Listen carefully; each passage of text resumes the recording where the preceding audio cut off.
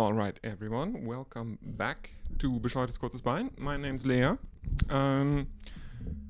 Welcome back to the Women's T20 World Cup 2024.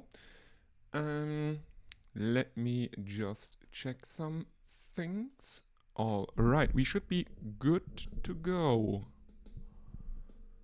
Why is my mic so unstable? Okay, I think I got it. Well, hello, welcome everyone. And we will have a new world champion. We have New Zealand versus South Africa in the final of a World Cup. It would be the first limited overs trophy for either nation. Neither South Africa nor New Zealand have ever won an ICC limited overs tournament. The only ICC silverware either team has is a test championship for New Zealand, obviously. Let's get through the important stuff.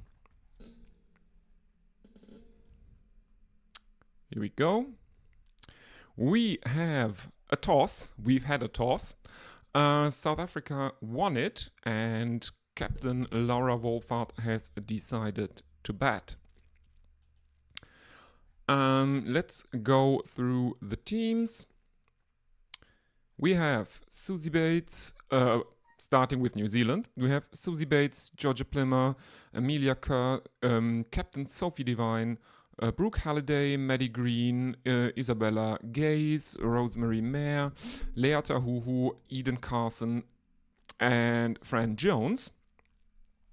For South Africa, we have Captain Laura Wolfart, Tasmin Brits, Anneke Bosch, Chloe Tryon, Marizanne Kapp, Sune Loos, Annerie Derksen, Nadine de Klerk, Sinalo Jafta as the keeper, and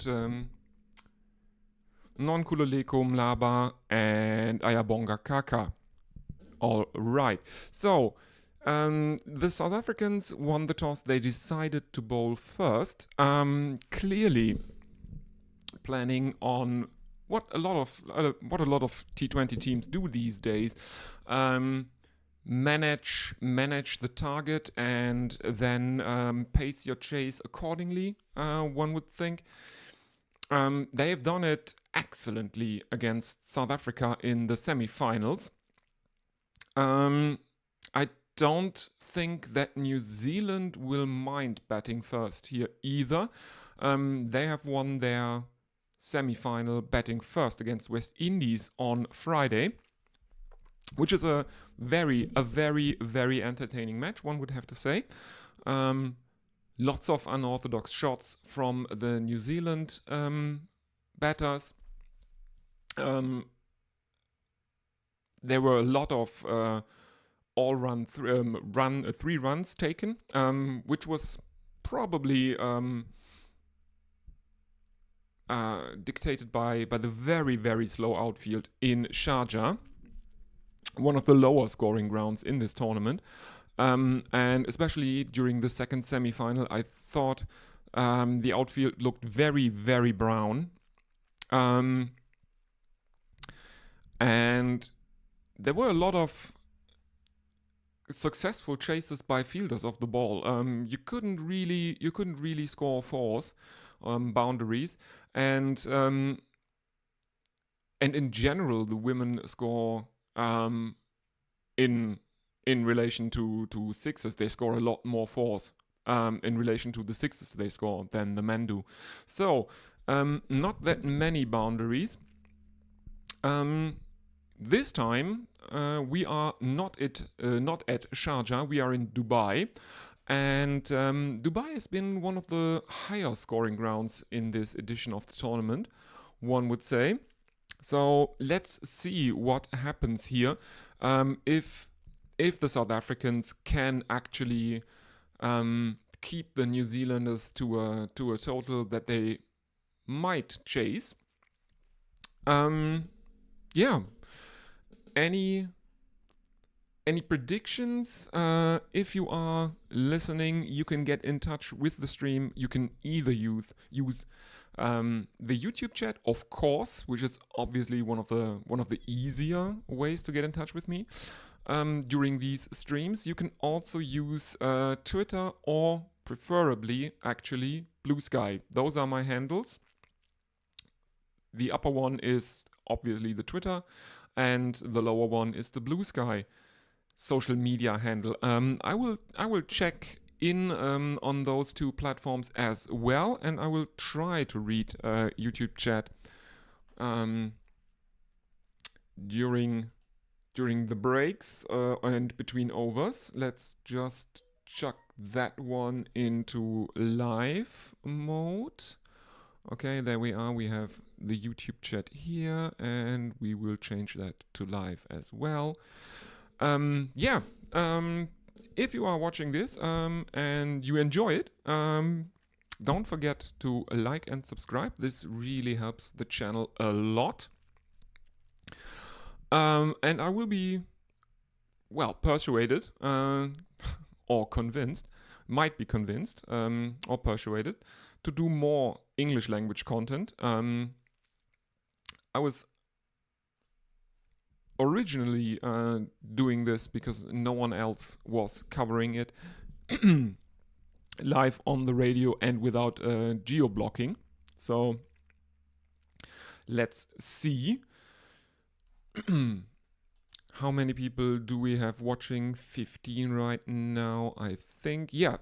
Thank you everyone once again for Friday. That was pretty good. 900 views on the live stream for the second semifinal. Thanks again to Adit, who helped me out during the second innings. If you listen to that that second semifinal on Friday, please go over to Adit's channel. It's linked in the description of the Friday live stream, or you can also look at the community tab of this channel, because I also linked to Adit's channel there, because I was actually on his podcast, the Cricket Sickos podcast, which is an excellent podcast that doesn't focus on people that are well known. It's more of a interview with cricket tragics, with cricket badgers, whatever you want to call it, or cricket sickos, fans of the game, how they got into the game, how it is intertwined with their lives, maybe something like that. Life stories of interesting people that are also very, very into cricket.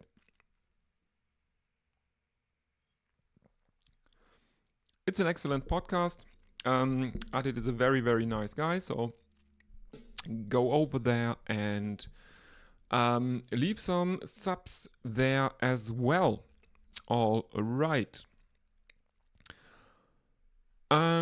Let's see what we have in the recent performances of both teams are actually identical. Both have lost their last three matches. Won their last three matches. Sorry, they won their most recent three matches. Then they lost the fourth most recent and won the fifth most recent.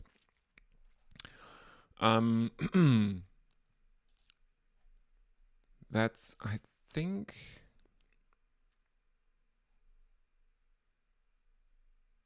yes, that means they have now won 4 out of their 5 matches. That, I think they lost only 1 match during the World Cup. Both of these teams did. New Zealand lost to Australia, and South Africa lost to England in the competition.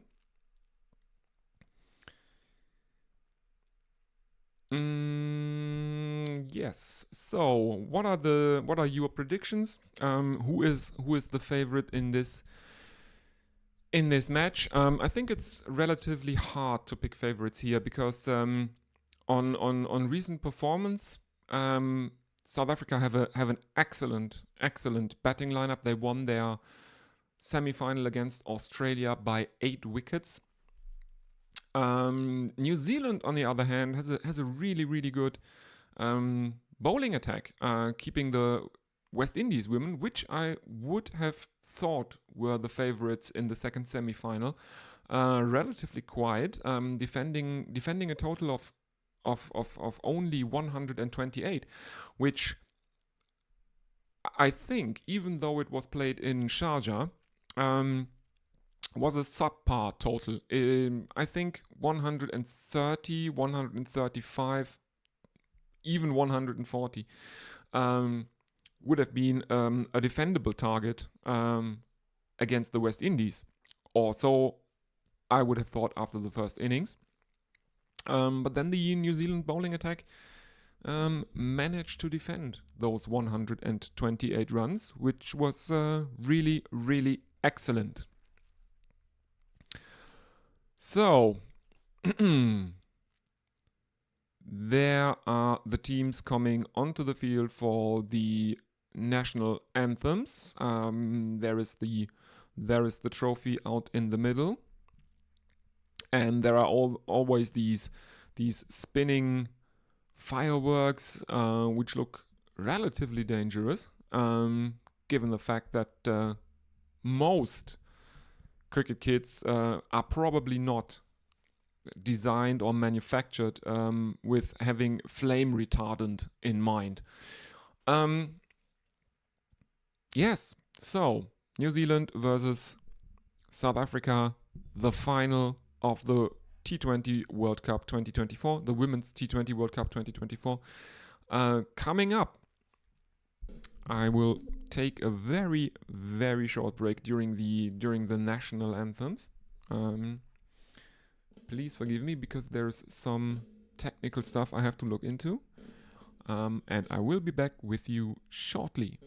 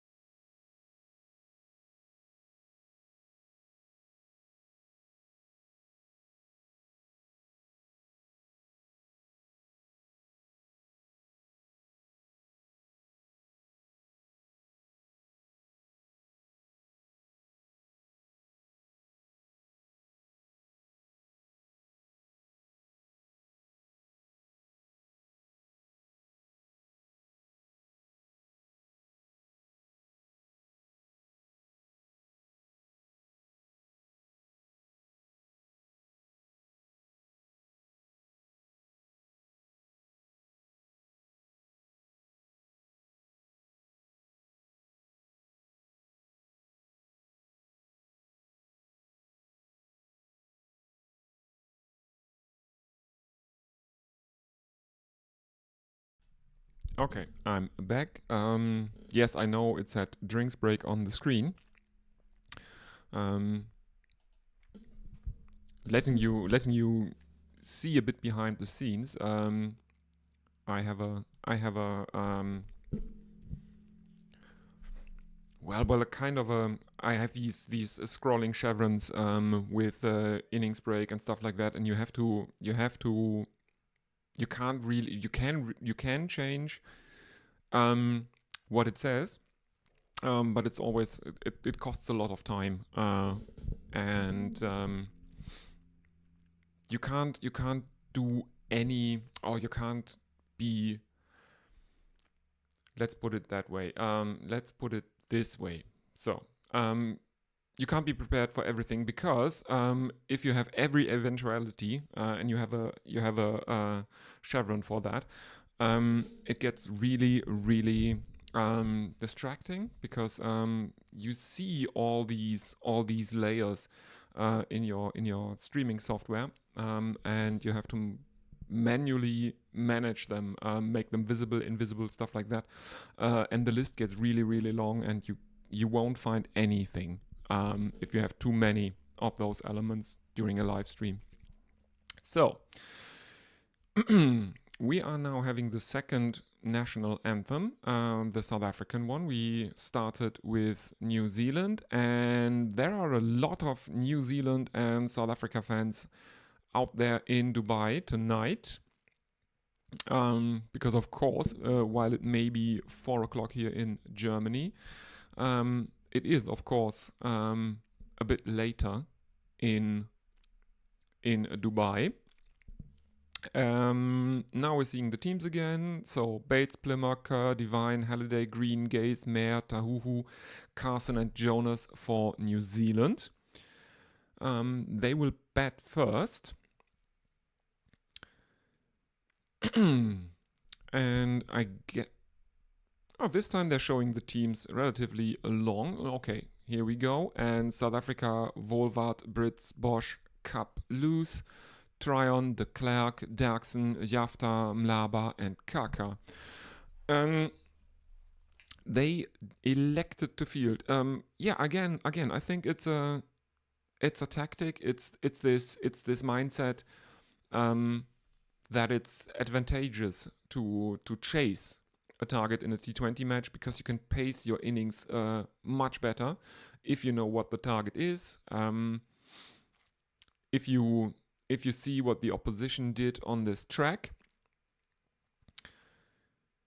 And the South Africans are in the huddle. Susie Bates and Georgia Plimmer are waiting beyond the boundary. And the South Africans have taken the field.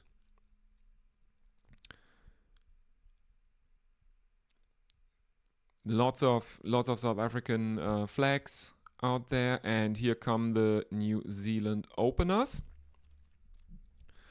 Lots of South African fans, but there is also a healthy amount of Kiwis there.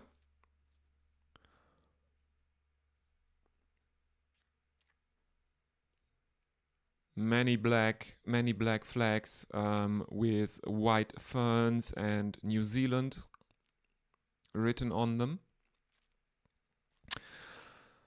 Let's see. Oh yes, we can have a look at who is umpiring today. I forgot that. I'm sorry, everyone. We have Claire Polosek and Nimali Pereira. Anna Harris is the TV umpire. The reserve umpire is Jacqueline Williams, and the match referee is G.S. Lakshmi. Let us see what happens. We are now seeing Susie Bates. She averages 24. Her strike rate in this competition is around 90. Her opening partner, Georgia Plimmer, with a strike rate of almost 120, and Marizan Kapp has the ball in hand to open the bowling for South Africa. She has taken 5 wickets in this competition so far.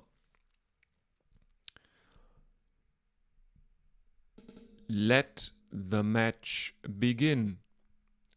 Marizan Kapp is pacing in, and she is coming right arm over the wicket to the right-handed Susie Bates, who cuts that, and it evades point and is hauled in by third man.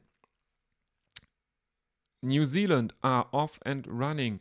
The first run of the first delivery, 1 for none after 0.1 overs for New Zealand. Now Georgia Plimmer on strike. That was almost the boundary right off the bat for Susie Bates in that first delivery. It's a very, very even field for Marizanne Kapp. She has a slip to Georgia Plimmer, who tries to play at a ball that is probably too far outside off. It's a Yorker wide outside the off stump. She angles the bat and misses it, goes through to the keeper. There is no run taken. New Zealand remain on 1-0 after 0.2 overs. Kapp in again, right arm over the wicket to Plimmer, and again Plimmer plays and misses to a foolish delivery from Marizanne Kapp, and there is another dot ball for Marizanne Kapp.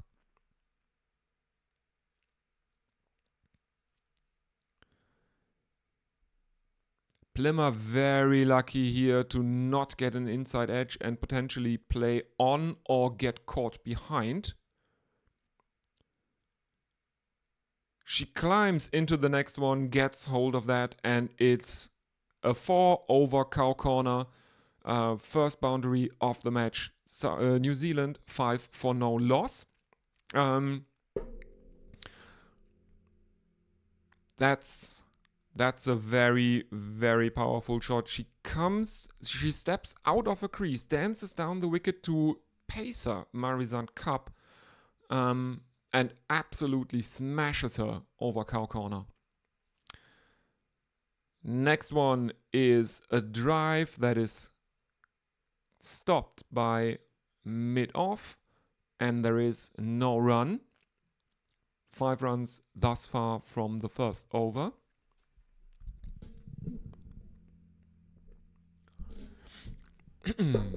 Yes, and saying again, this time I have no one else to keep us company. I asked someone a South African, Shelley Beck, maybe people know her, but she is otherwise engaged. So it's just me this time. Final delivery of Marizanne Kapp's first over of the night. There is frantic resetting of the field by her.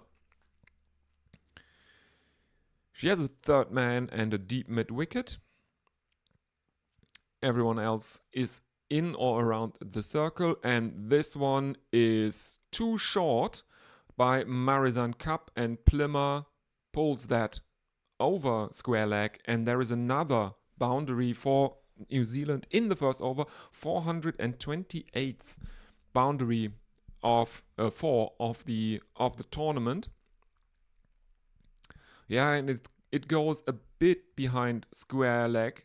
No no safety there for Marizanne Kapp. No fielders in the area. And New Zealand are off to a really good start here, as Ayabonga Kaka is going to bowl the second over for the Proteas.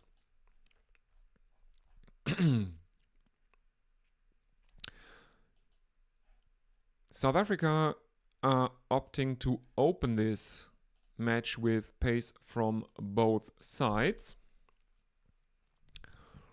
Let's see what she can do here against Bates now.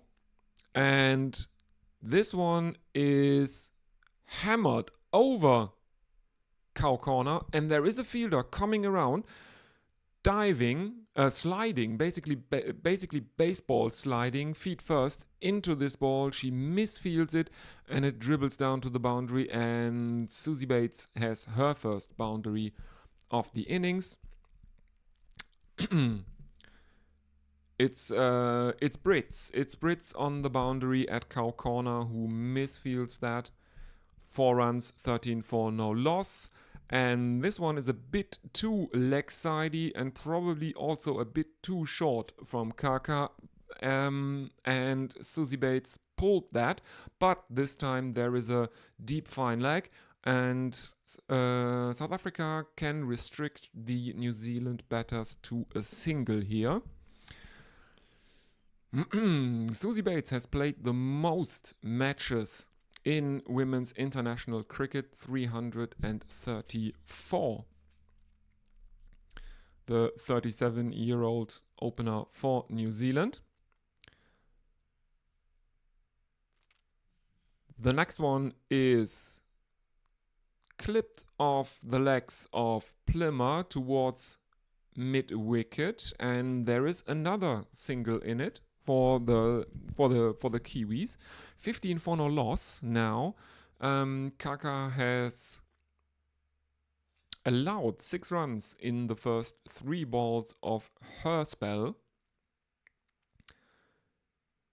Clipped again into the leg side, and the New Zealanders are thinking about taking a second run there. They decide against it, and there is only a single in it. 16 for no loss now.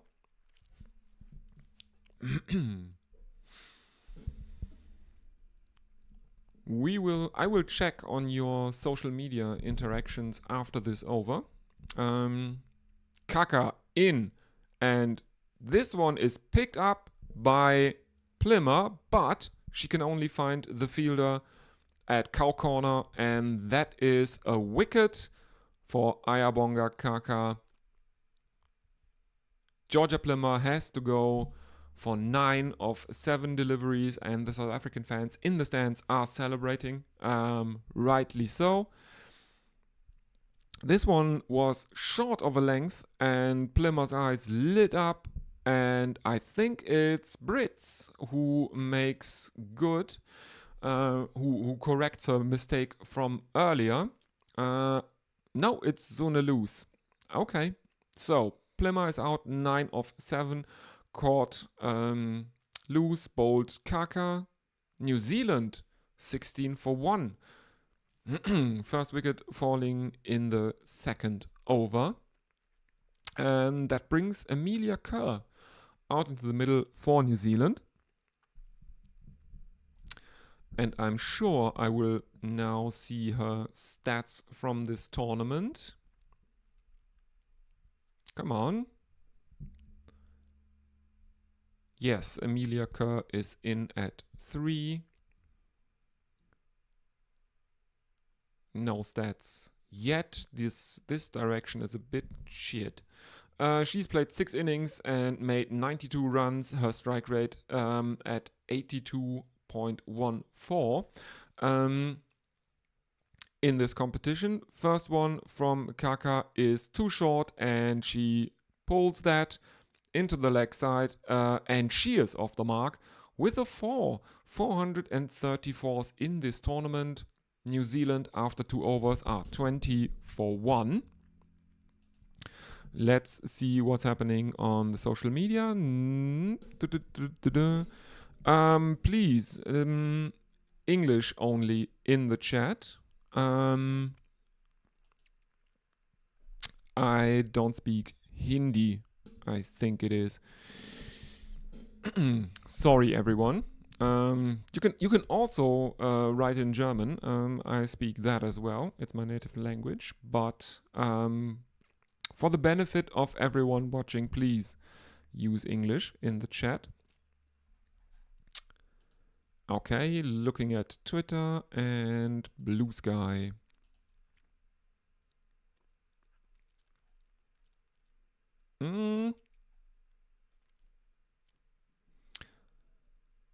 Nothing yet on Twitter, and Blue Sky is quiet as well.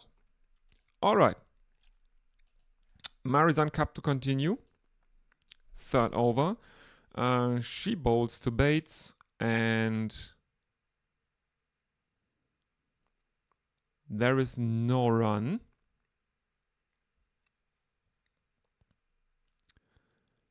The New Zealanders were thinking about taking a run, and Kerr had to hurry back frantically as there is a throw towards the stumps from the infield, which misses the stumps. She probably would have been in, but it was relatively close.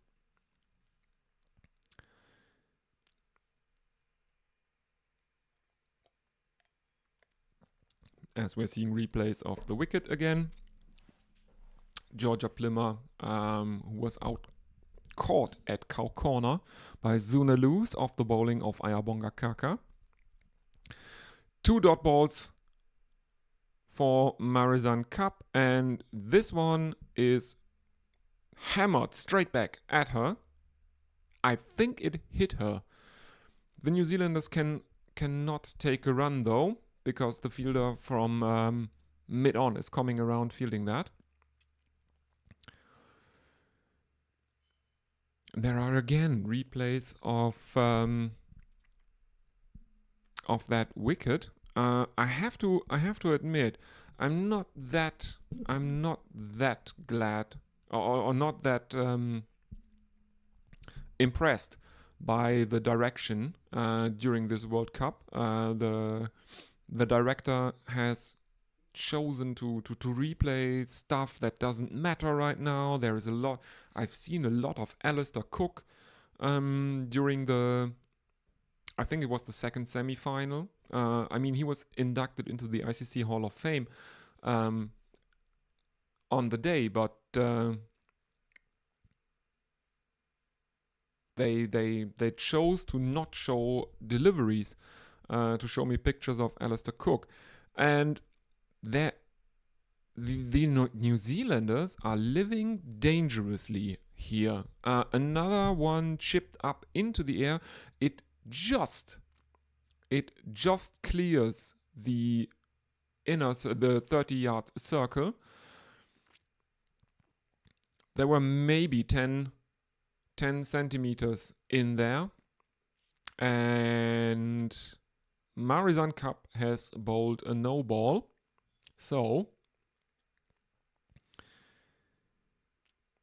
there is a free hit coming up for New Zealand. Amelia Kerr is on strike. 24 for 1 New Zealand in the 3rd over. Free hit is coming up. The field is adjusted by Cup, and let's see.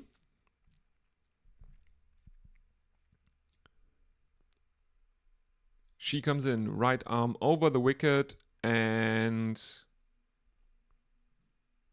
Amelia Kerr tries to go for a massive hit, misses the ball. It lights up the stumps, but because it's a free hit, of course, the wicket does not fall. But it's another dot ball for Marizan Cup. Final delivery of her 2nd over. Oh no, she did not miss that. She played on. Okay.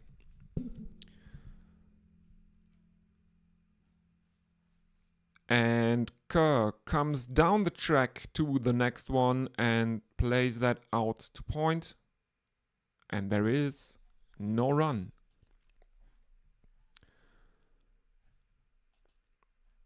Let's see if we've got any new social media.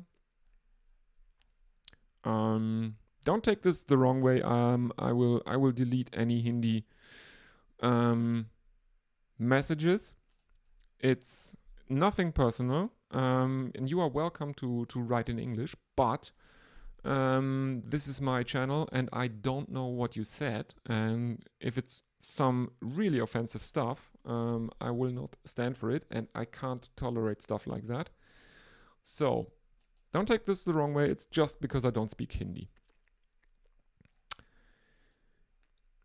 Okay, and we are back for the 4th over. Ayabonga Kaka is back into the attack. She gets a 2nd over. And there is another single in it for Susie Bates this time.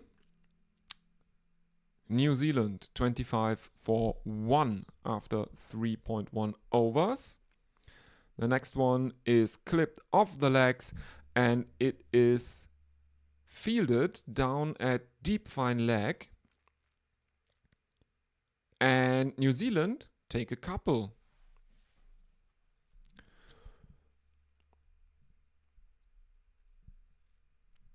Uh, 27 for 1. Let's have a bit of a look at what is going on. Kaka continues, right arm over the wicket, and this is clipped out to mid-wicket by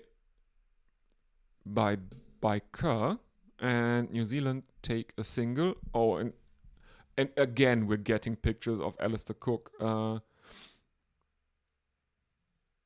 This time it has actually something to do with the match, because he's apparently there and he took some pictures with the trophy.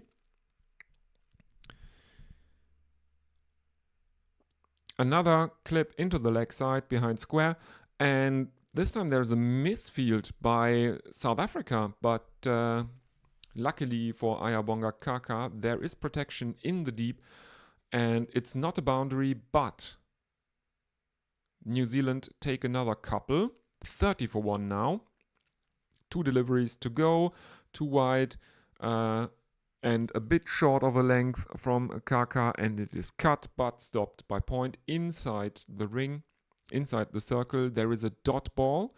Bates now 13 of 12 and Amelia Kerr on 7 of 5.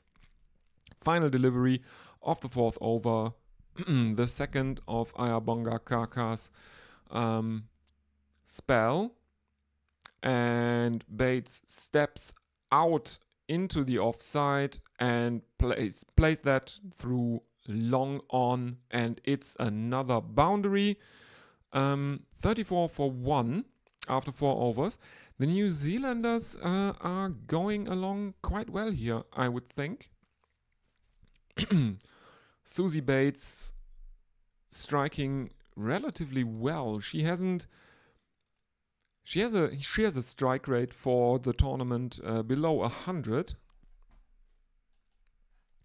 She's ticking along relatively nicely here, one would think. And the 5th over is going to be bowled by Chloe Tryon. She has played in 6 matches, taken 2 wickets.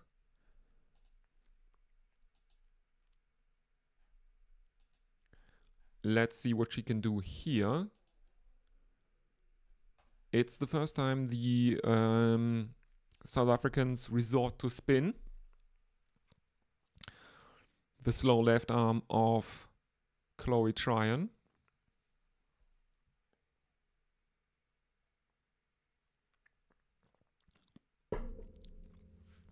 Let's see what she can do here.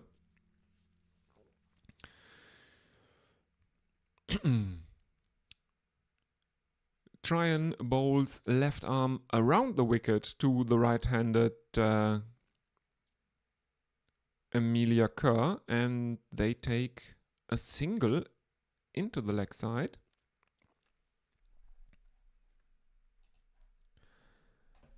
New Zealand 35 for 1.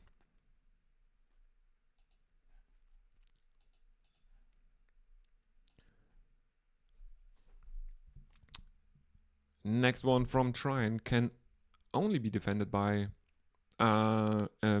Susie Bates. There is no run. On the next one, Bates plays that out towards square leg. She takes off for the run. There is a fielder coming in, fielding the ball after she dances out. And Susie Bates is almost halfway down the track before turning around and running back into the crease. That was really, really risky, and she apologizes to Amelia Kerr. Another dot ball for South Africa, though.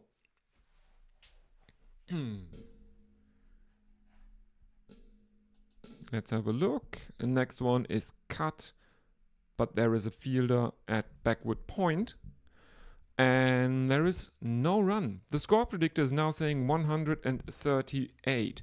I think this is one of the more high-scoring grounds in the competition. So, New Zealand again looking a bit too slow, as Bates is going down on one knee and hammering Chloe Tryon into the leg side, but she finds a fielder out in the deep who fields it, and New Zealand are restricted to another single 36 for 1.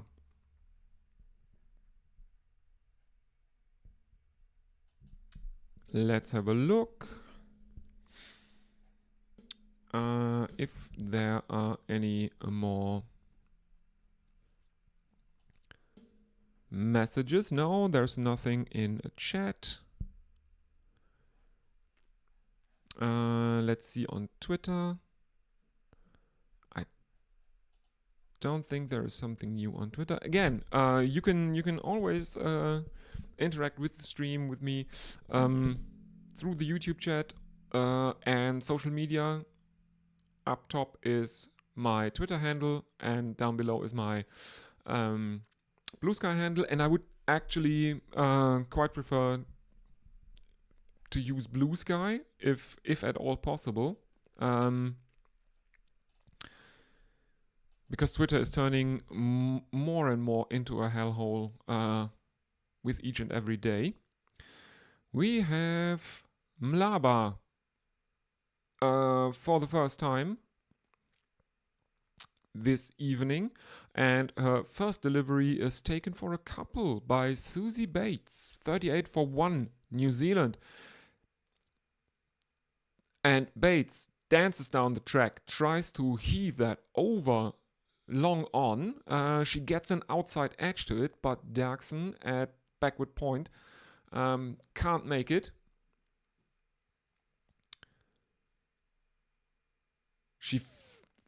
She misfields it, but the New Zealanders don't take a run.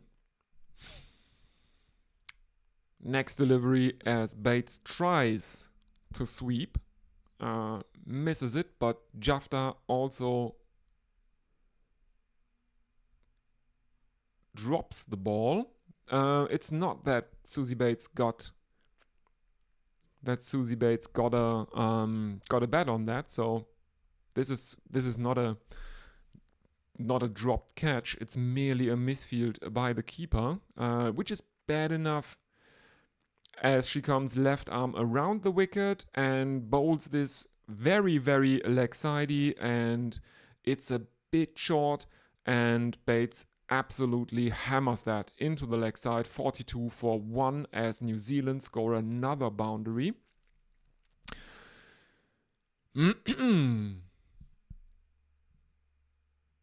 Yeah, this one is very, very leg-sidey. And Bates gets down on one knee and sweeps it into the leg side. Next one. This time Mlaba errs a bit too much to the offside, and Kerr steps out into the offside, fetches it from way outside off stump, and there is a single in that for Bates as she sweeps from outside of stump. 43 for 1, and Amelia Kerr plays out a dot ball to end the over. 6 overs gone. New Zealand 43 for 1. Yeah, the run rate is 7.17, which I would think is not that bad. I think it's a pretty good run rate for this tournament, which hasn't been that high scoring. I think India made the highest score in the tournament, which I think was also here in Dubai. Wasn't it the match against Pakistan? I think it was.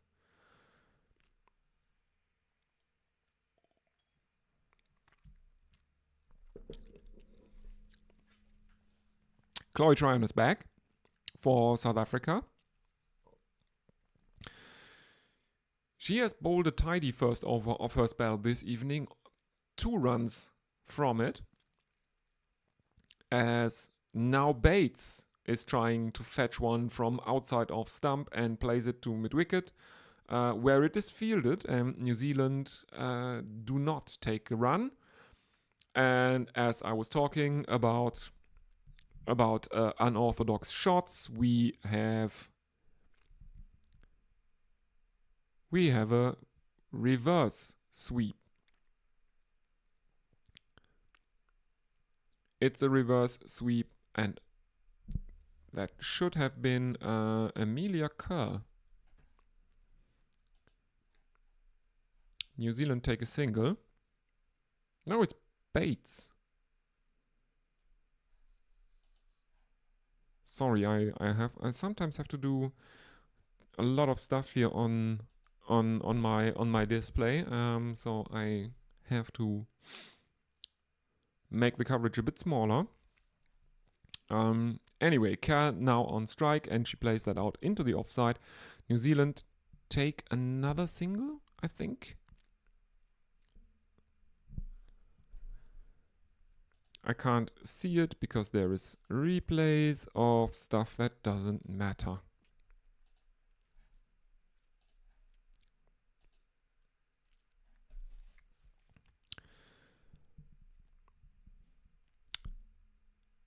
Next one is taken for a couple by Susie Bates, who moves on to 28 from 26. New Zealand 47 for 1 after 6.4 overs. A lot less tidy, that second over from Chloe Tryon here. Here we go. She comes in, left arm around the wicket and bowls it relatively leg-sidey, and Bates bats that out to cow corner, and New Zealand take another couple. So 6 runs from the first 5 deliveries of Chloe Tryon's second over after conceding only 2 runs in her first over. New Zealand 49 for 1. Here she comes again. Left arm around the wicket to Bates, and that is 2 leg sidey, and that is the 50 up for New Zealand. 50 for 1 after 7 overs. Let's have a look at chat. No one new in chat. On Twitter, nothing there, and Blue Skies quiet, relatively quiet as well. Anyway, 3 more overs to go before the scheduled drinks break at the halfway stage of the innings. As we are seeing something they call iconic moments again.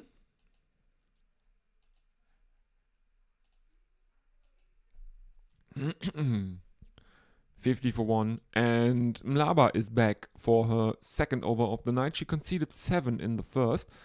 New Zealand, as I said, 50 for 1. Bates is on 31 and Kerr on 9. The projected score, they make 142 if they keep up this run rate. Yeah, one would think 140, 150 is the bare minimum the New Zealanders probably need, even though their bowling attack is pretty good, or looked pretty good against the West Indies the other night. And Mlaba bowls again 2 leg sidey. It's almost a leg side wide. Bates climbs into that, but there is a fielder out in the deep on the leg side at mid wicket, and New Zealand take another single, 51 for 1. And again, she bowls way too wide to the leg side, and this time it has been called a wide by the on-field umpire as Amelia Kerr misses a sweep.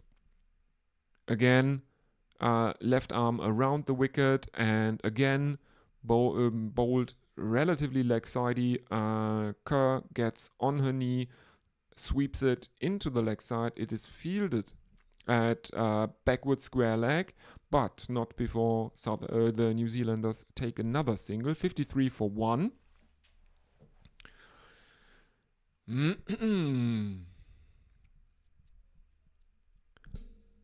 Mlaba left arm around the wicket, and Susie Bates misses it. She tries a pull shot, misses it. Dot ball, and the score remains 53 for 1, New Zealand. And that's the breakthrough they were looking for. Susie Bates has to go as she is bowled by Mlaba. The stumps light up as Bates steps outside off and tries to hook Mlaba over fine leg. She misses it, and it takes off the top of it takes the top of the leg stump. Susie Bates, 32 from 31, bowled Mlaba, and that should bring the New Zealand skipper Sophie Devine out into the middle. 53 for 2, New Zealand now, after 7.4 overs. The run rate has come down a bit. It's 6.91 now, and the South African fans that were looking a bit concerned just a few seconds ago are now cock-a-hoop. 2 deliveries left in Mlaba's second over.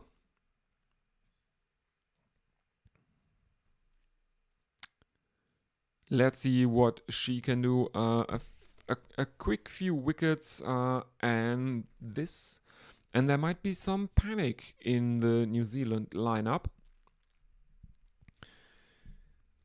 Not too much panic yet, though. 2 wickets inside 8 overs is probably fine by them. Mlaba, left arm around the wicket, and again, it's a leg side wide. Given as such again,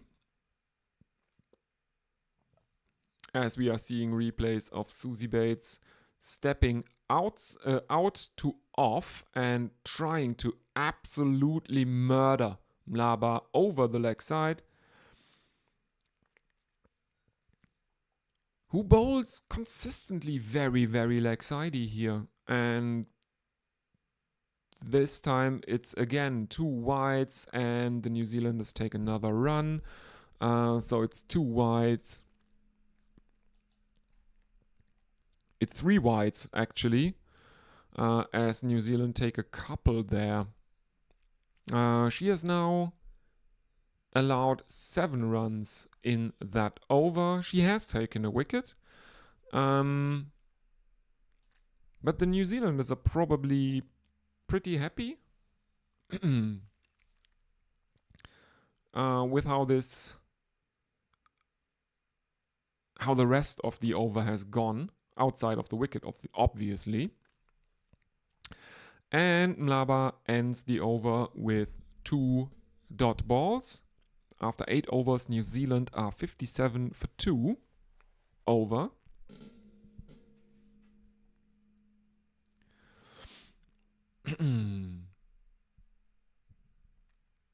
And we are seeing a lot of... oh yes, most wickets in the tournament. Amelia Kerr, she has 12. Nonkululeko Mlaba on 11 in second place.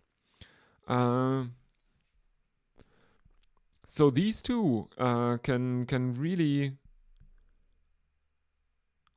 That's an interesting duel. Who will take the most wickets in this competition? Both bowlers, number 1 and number 2, are in this same match, as Marizan Kapp bowls a dot ball first up.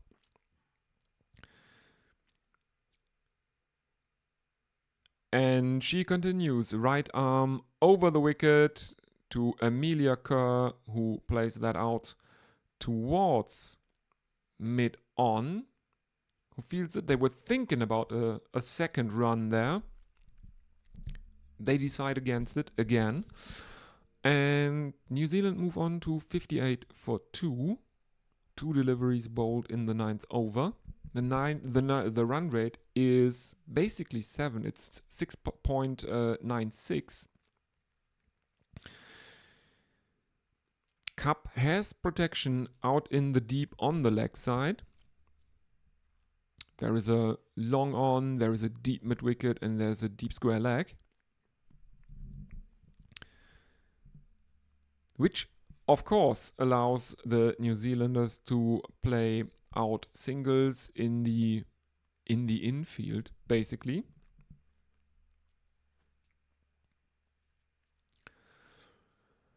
As we are seeing replays of Susie Bates' innings, who was very, very busy in the crease here. Cup continues, right arm over the wicket, and this is pulled by Amelia Kerr, and it is fielded by the aforementioned deep mid wicket.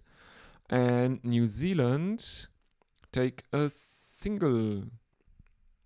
The score predictor is now 138,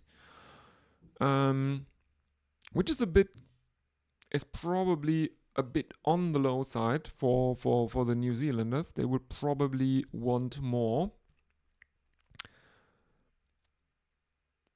And I don't know what happened there. Marizanne Kapp did not let go of that ball. She is furiously drying her hands now.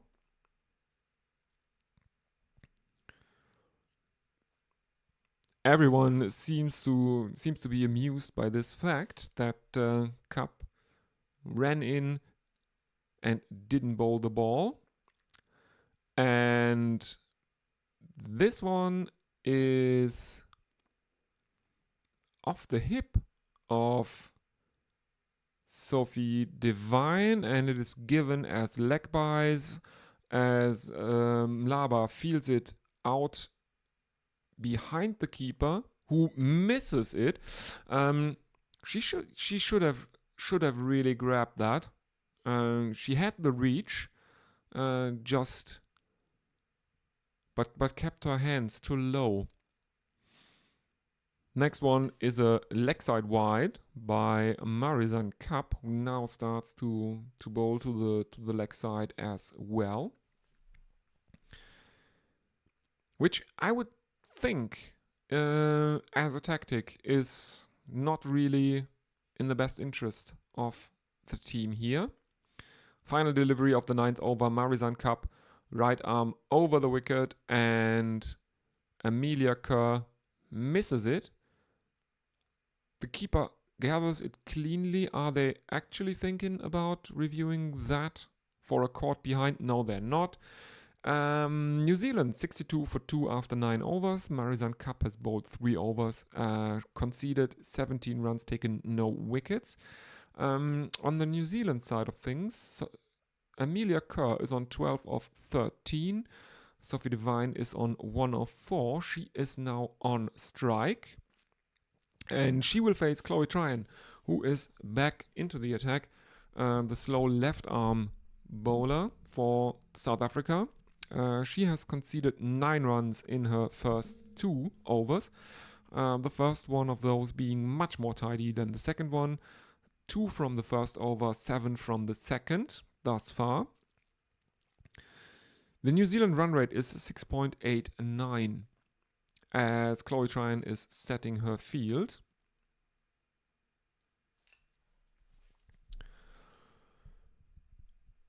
And here we go. Left arm around the wicket, and Devine is going onto one knee, and she flails at it, sweeps it. Is it given as byes or leg byes? No, it's a couple. She seems to have gotten bat onto that. She hit it relatively close to her pad. The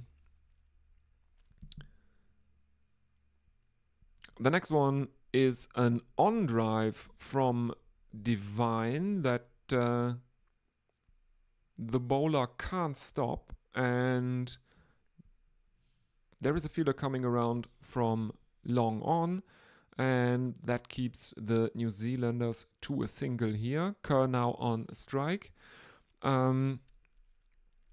Devine is on 4 of 6, Kerr on 12 of 13. She's on strike. Here is Chloe Tryon, and again there is an on drive. And Amelia Kerr moves on to 13 as New Zealand take a single. Sophie Devine on strikes. New Zealand 66 for 2. Half of the 10th over bowled.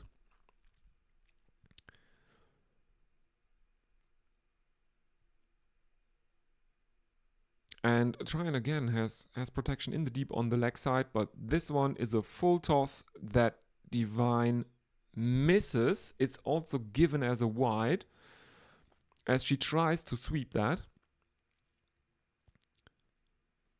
And the projected score 140 if they keep this up, and there is a misfield from Chloe Tryon, who tries to field, who goes for a stop at the non-striker's end. She misses it, and the New Zealanders jog a very leisure single at this misfielding.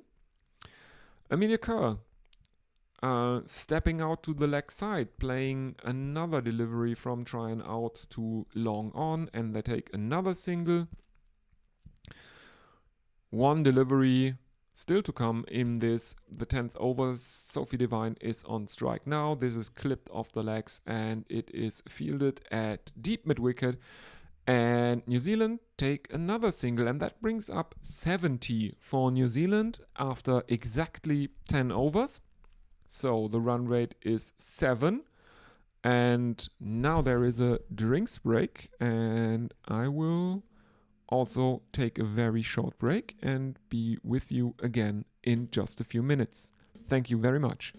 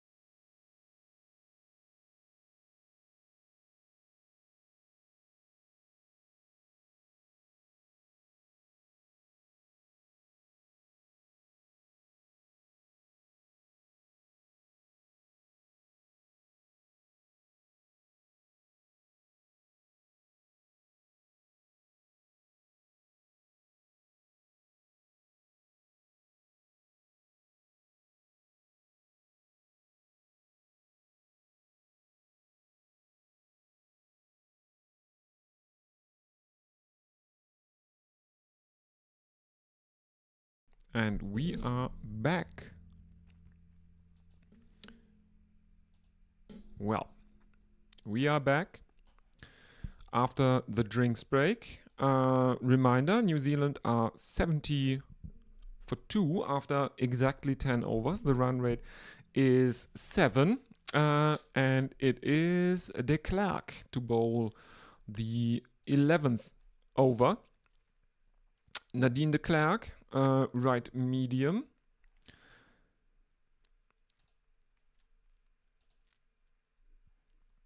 She has taken three wickets in 6 matches so far. Her best bowling figures are 2 for 15. Her economy rate is 6.33. And she replaces Marizanne Kapp, and her first delivery is a dot ball. The second delivery, Divine misses a lap sweep, and the ball hits her on the thigh, the upper thigh. There is a bit of a discussion going on as the appeal is shot down by the on-field umpire. De Klerk is furious. It seems she's very certain, and South Africa have reviewed it. With 2 seconds on the DRS timer, South Africa have reviewed that not-out decision. Let's now see. Anna Harris is the third umpire.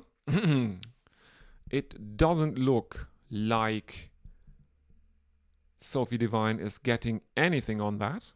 There is clear sky between bat and ball there, judging from the replays, but I don't see Snicko yet. The original decision, again, is not out, and it hits her on the back leg just below the crotch. And it is pitching outside of, impact is in line, and it is hitting the top of leg stump.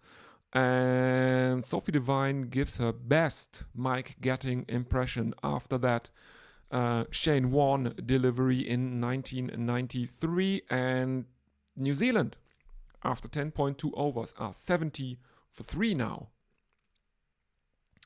Sophie Devine has to go for 6 of 10. She's out LBW, bowled de Klerk.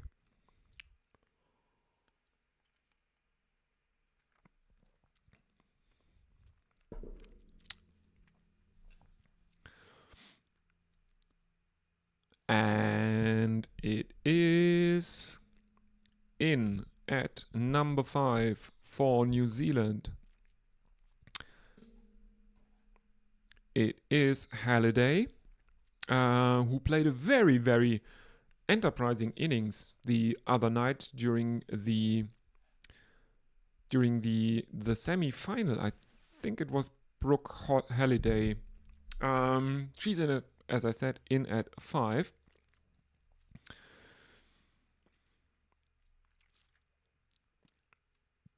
She has played 5 innings, made 58 runs. Yes, her strike rate was 118.37, and her best was 22. And I think that was in the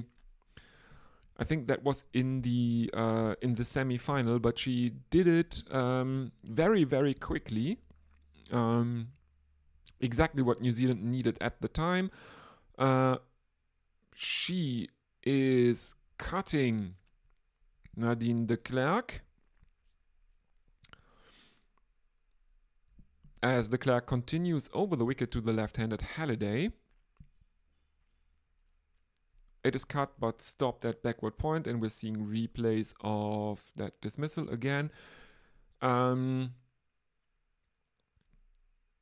Next one by de Klerk, right arm over the wicket. This one is a bit leg-sidey, and Halliday is going for the leg side glance.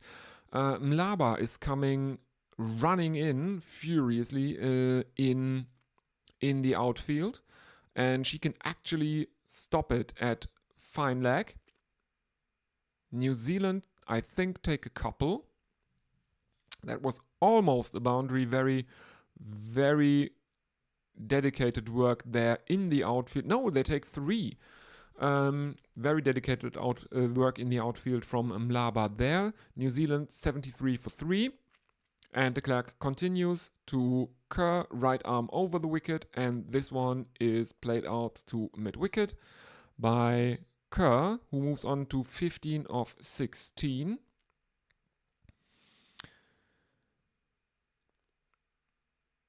And we're seeing another replay of that wicket of Sophie Devine, the last wicket to fall.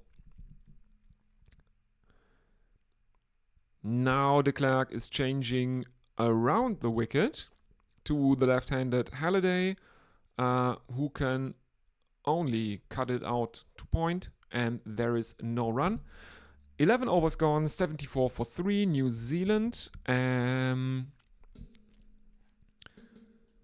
Yes, let's have a look at the chat. And no, nothing new in the chat.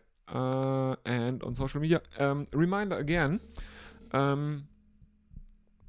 You can of course use the chat. I will try to read out the messages as much as possible in such a T20, in a very hectic T20 environment. You can also use social media to write in. The top one is obviously Twitter, and the bottom one is obviously Blue Sky. I have accounts on both, but to be perfectly honest with you, I prefer Blue Sky because Twitter is a bit shit lately. Zonelus is into the attack for the South Africans. She replaces Chloe Tryon with her, mixed spin deliveries. She bowls off breaks as well as leg breaks. Very, very useful bowler for South Africa to have. Always good to have someone that can spin it both ways.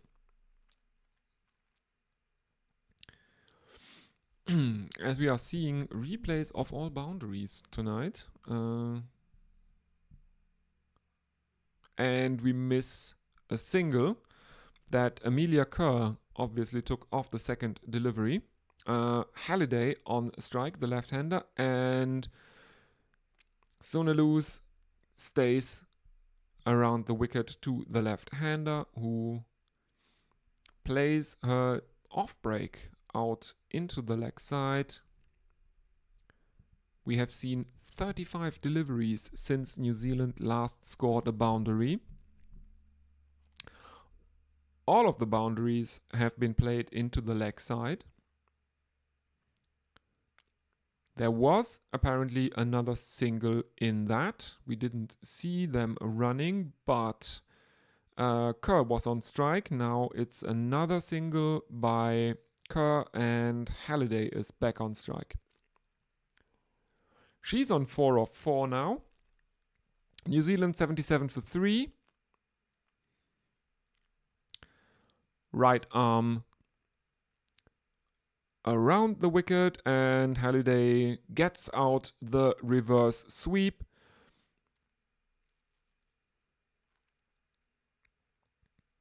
And there is a couple in it for the New Zealanders. 79 for 3 now. We have seen 30 dots, 27 singles in this innings so far. And this time she plays a conventional sweep shot, but can only find backward square leg with it. And there is no run.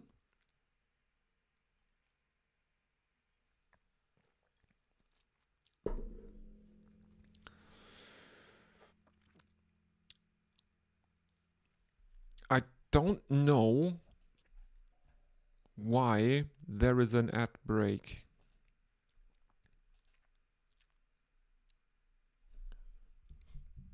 Okay. Oh, it's the end of the over. Okay. So 12 overs gone. New Zealand 79 for 3. And Mlaba is back into the attack for her third over. She has taken a wicket. She has conceded 14 runs thus far in 2 overs. Left arm around the wicket to the right-handed Kerr, and there is an almighty hoik, or an attempt at an almighty hoik over long on, but she doesn't get much bat on it, and it is instead fielded by Mlaba herself, and there is a dot ball. The next one works much better for Kerr, and it's basically the same shot, same delivery, same shot, but this time she gets a hold of it, and it is a single for New Zealand, which brings up 80 in the 13th over. Mlaba coming left arm over the wicket to the left-handed Halliday. There is a cut, 2 fielders running after it, and running down the ball at the point.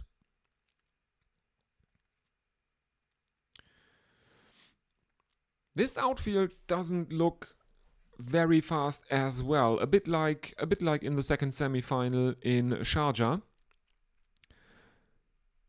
This time it's a lap sweep and it falls safely. There is no fielder there. It's airborne all the way, and it's another single for Halliday, who moves on to 9 of 8, bringing Kerr back on strike.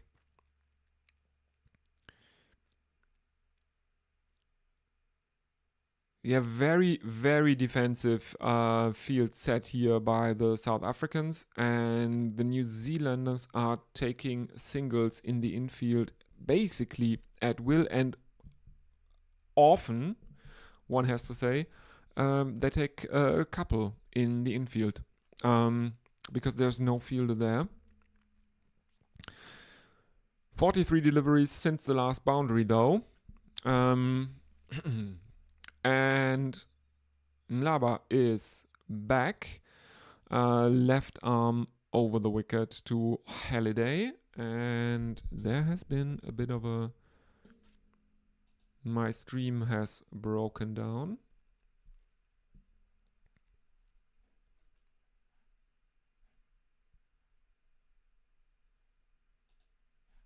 But it seems that there was only a single in it. After 13 overs, New Zealand are 85 for 3, 6 runs from this over, and Zunalus is back into the attack for South Africa.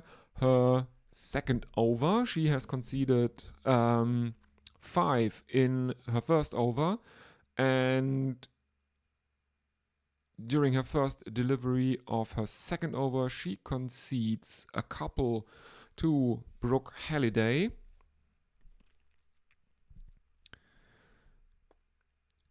And another reverse sweep from Halliday as Zunalus bowls right arm around the wicket.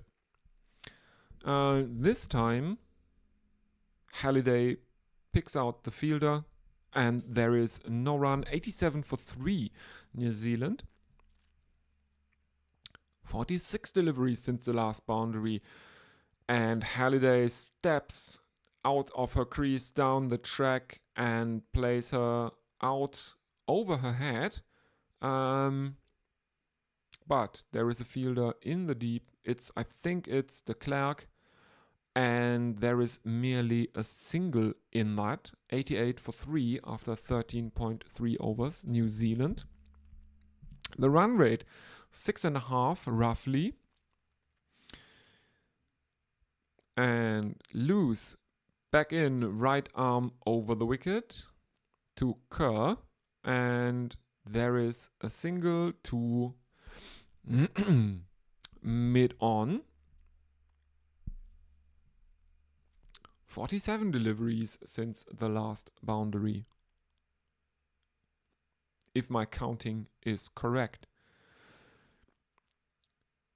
Halliday on strike, and that one is a boundary as Sunaluz comes in a right arm around the wicket. Halliday goes goes down on one knee and sweeps her over mid wicket. One bounce four.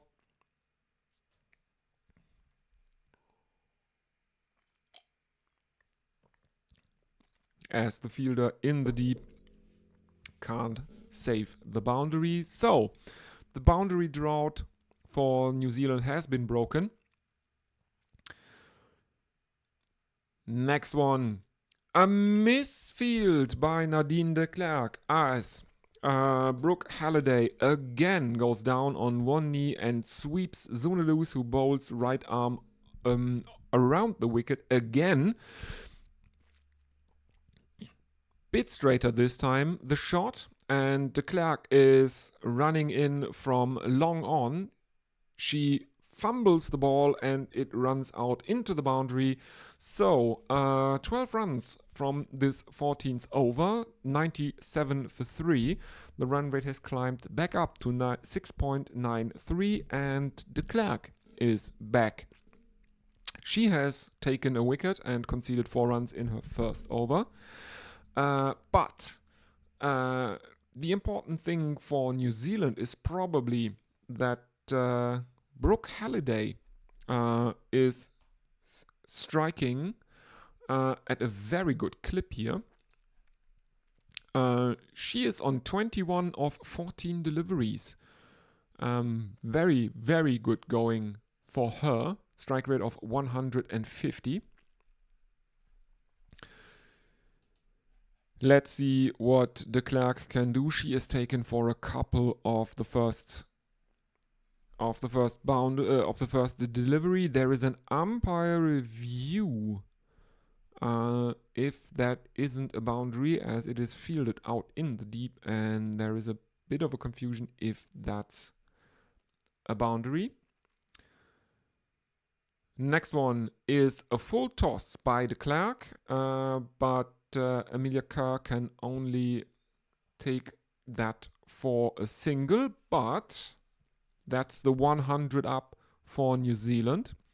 The fourth wicket partnership is now 30 of 24. Halliday on 21 of 14. Amelia Kerr on 23 of 25. The run rate is almost 7 again. As de Klerk is coming into Halliday right arm around the wicket, and Halliday tries to cut her, but it is fielded at point and there is no run. The score predictor is now 145.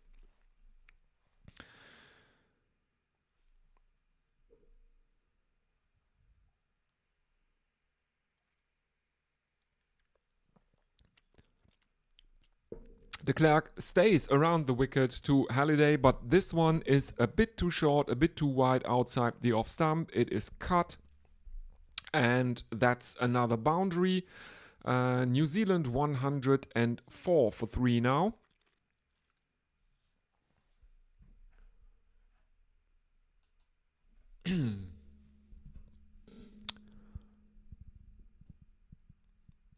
It is a relatively late cut, and backward point is herring after it, but this one is struck very, very well. Next one is taken for a single, as de Klerk herself feels it in the leg. It's a no. It's given as a no ball. Has de Klerk overstepped it? Yes, it's a free hit. The umpires were reviewing that on the video. There's another free hit coming up. Second free hit of the New Zealand innings thus far. Amelia Kerr is going to face it, as de Klerk is coming in right arm over the wicket, and That one is taken over the 30-yard circle by Kerr into the offside.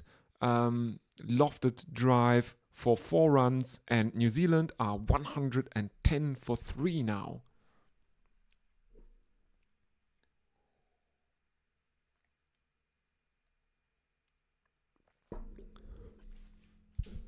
.110 for 3 as the fielder tries to jump up at mid-off, but it's about a meter over her head. The next one from de Klerk is very, very loopy, loopy and full, and it is cut by Kerr, but she finds the fielder inside the 30-yard circle. There is no run for her, which means that New Zealand, after 15 overs, are 110 for 3. Let's see if there is any new interaction. No one in the chat. Okay. Again, you can always use the YouTube chat. I will try to read that out. If you got any questions, suggestions, stuff like that. Yeah. And reminder, if you like what you see, give this stream a like, subscribe to the channel. I will be stepping up my English language content. I think that's a good thing to do. There will still be the German language content because there's no one else doing German language cricket content on YouTube. Yeah, I really want to bring German cricket content to YouTube. I want to bring give people that maybe I want to give people in Germany that might be interested in cricket but are a bit self-conscious about their level of English understanding. I want to give them a chance to enjoy cricket as well, be an ambassador for the game, basically. Now that's very. That sounds a bit pompous, actually. Anyway, Ayabonga Kaka is back into the attack, and her first delivery is a filthy full toss to Brooke Halliday, who can only play that out to long on for a single. Nelson for 3, New Zealand. Brooke Halliday on 27 off 18, and Amelia Kerr on 27 of 27, and Kaka continues. And there is another single. This time it is to Kerr.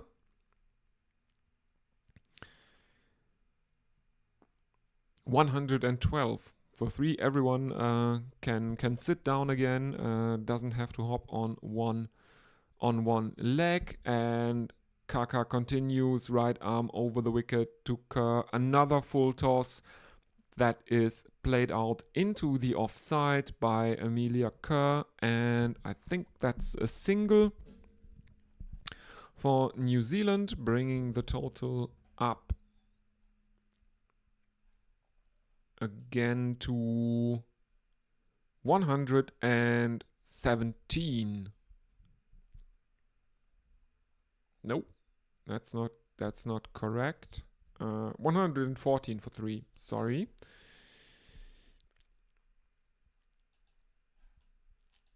We have a score prediction again. The broadcaster is predicting the score, and this time it's now north of 150.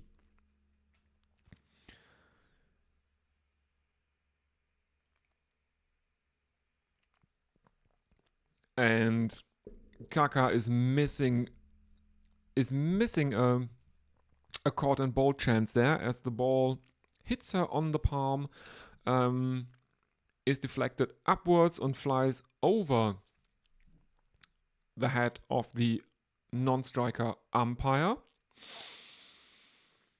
And after that, New Zealand take a couple.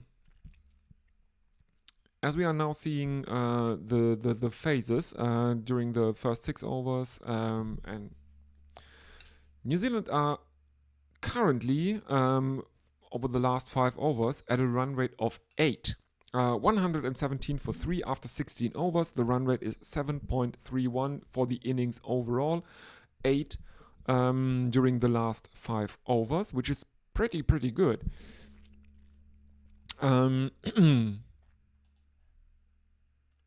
I'm a bit disappointed to have seen only 1-3 in this match.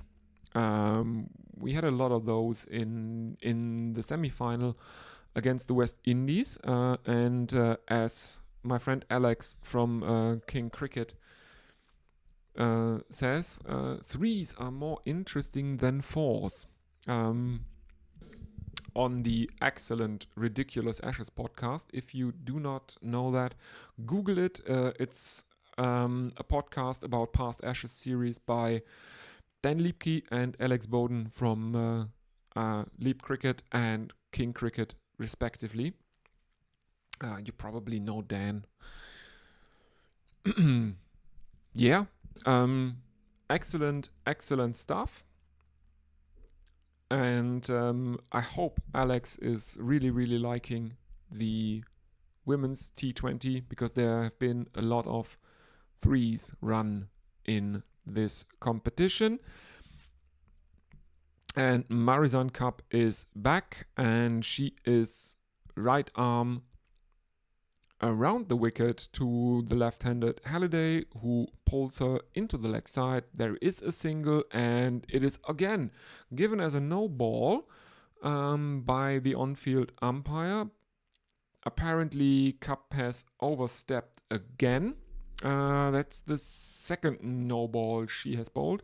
Third so far in the match. Free hit is coming up for the New Zealanders. This time it's Kerr who is on strike for that one.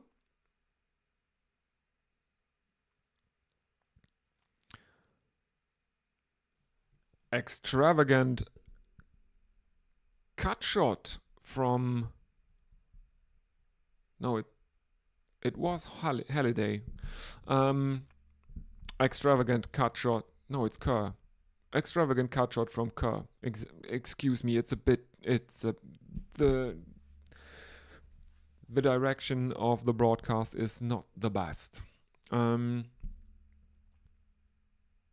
It's basically if you take an MS Dhoni helicopter shot and rotate it 90 degrees, lay it flat, that's basically the shot she played there. But it's just a single.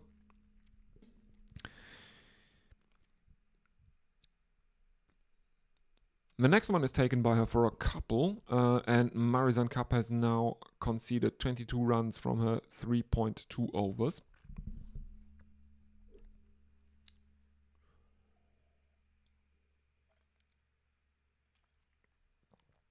She continues around the wicket, and this one is pulled by Halliday, and New Zealand take a single. Kapp has been bowling bowling pretty well overall. She's been a bit unlucky from time to time in this innings, I think.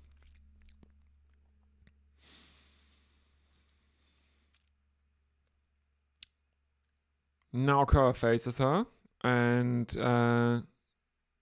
Kapp is pulled out into the leg side for another single. 124 for 3, very defensive field set by Laura Wolfart here, I think. She started the innings with a slip in place for Marizanne Kapp, but that slip is gone. Has been gone for a very long time. All the fielders are as far out as they are allowed by the conditions of play. if New Zealand keep up this run rate, they will end up at around 150 runs for the innings, which I think is on the lower end of par here in Dubai overall. Next one is right arm around the wicket from Marizan Cup, and it is pulled by Brooke Halliday and fielded at mid-wicket, deep mid-wicket, and they take another single, 125 for 3 therefore. 17 overs gone, 3 to come, 125 for 3. Brooke Halliday is on 36 of 26. This is her high score for this tournament then. Amelia Kerr is on 31 from 31. The run rate is 7.35. Not bad at all, one would think. Chloe Tryon is back because, I say it's not bad because we have seen the outfield in this match, and it's not as quick as during the earlier stages of this tournament, I would think. Chloe Tryon comes in, and there is a lofted shot high into the air from Halliday. It falls between two fielders. It falls between long on and long off. The fielders converge, but it falls safe. That's the important part for the New Zealanders, and the important part for the South Africans is that they can stop the boundary. Next one is a catch as Halliday goes onto one knee, tries a massive pull, and is caught at deep mid-wicket. New Zealand 127 for 4 as Chloe Tryon stayed around the wicket, left arm around the wicket to the right-handed Brooke Halliday. There's a massive celebration from the South Africans, but I think the damage has been done by Brooke Halliday. She made 38 of 28. It's her highest score of the tournament, and it's not a bad one at a respectable strike rate. One would think.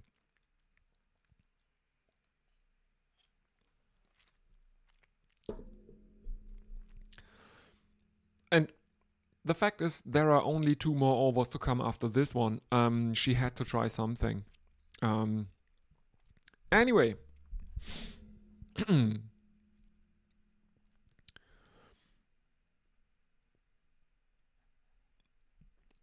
In at number 6 for New Zealand is Maddie Green.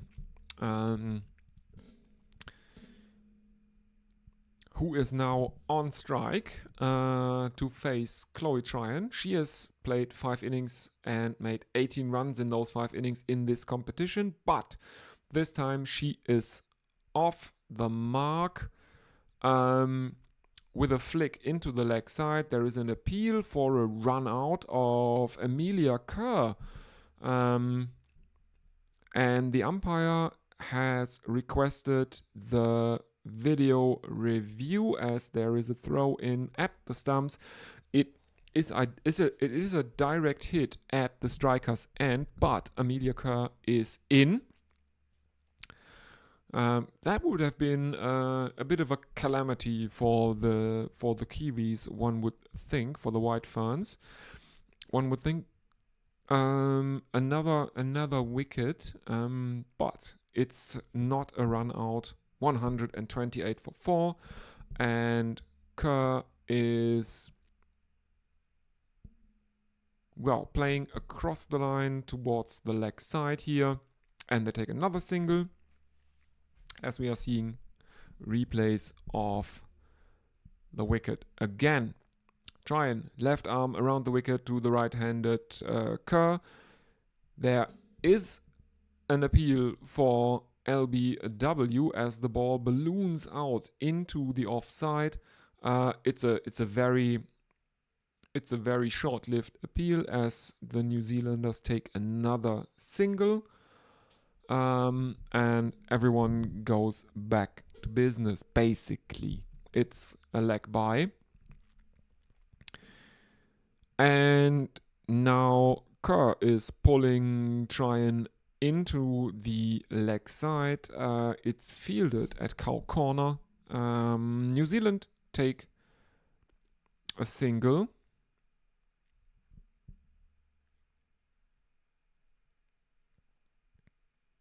$18 overs gone. New Zealand 131 for 4.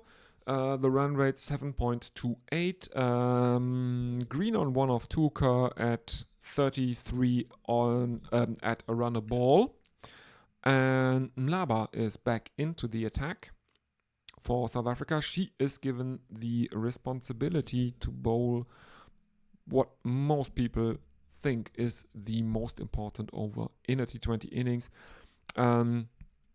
The 19th, and that's not a good start to it as she is pulled over the leg side by Amelia Kerr for a massive 4 as she bowls left arm around the wicket to the right hand Kerr, and that is not far away from being a 6 over square leg.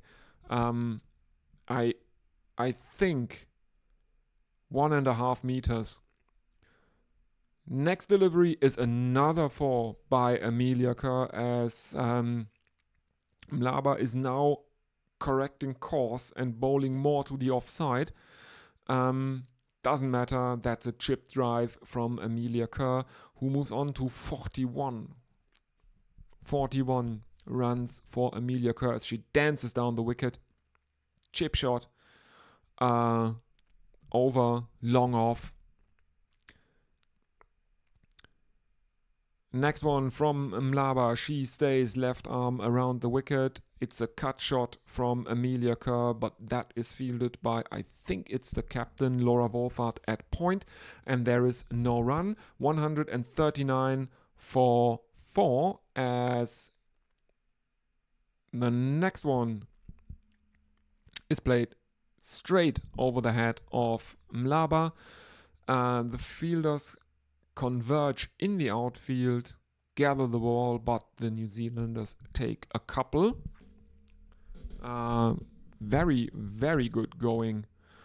This one from New Zealand. Amelia Kerr. And the next one, Mlaba stays left arm around the wicket, and Kerr steps out to the offside, fetches that one from wide outside off to pull it, but she can only find the throat of mid-wicket, and another wicket has fallen for New Zealand. Amelia Kerr has to go. She is out caught.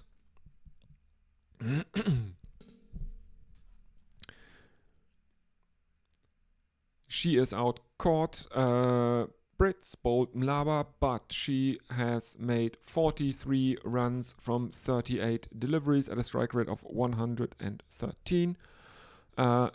New Zealand 141 for 5 after 18.5 overs, and the 150 is within striking distance, one would think. At number 7 for New Zealand, we have the keeper.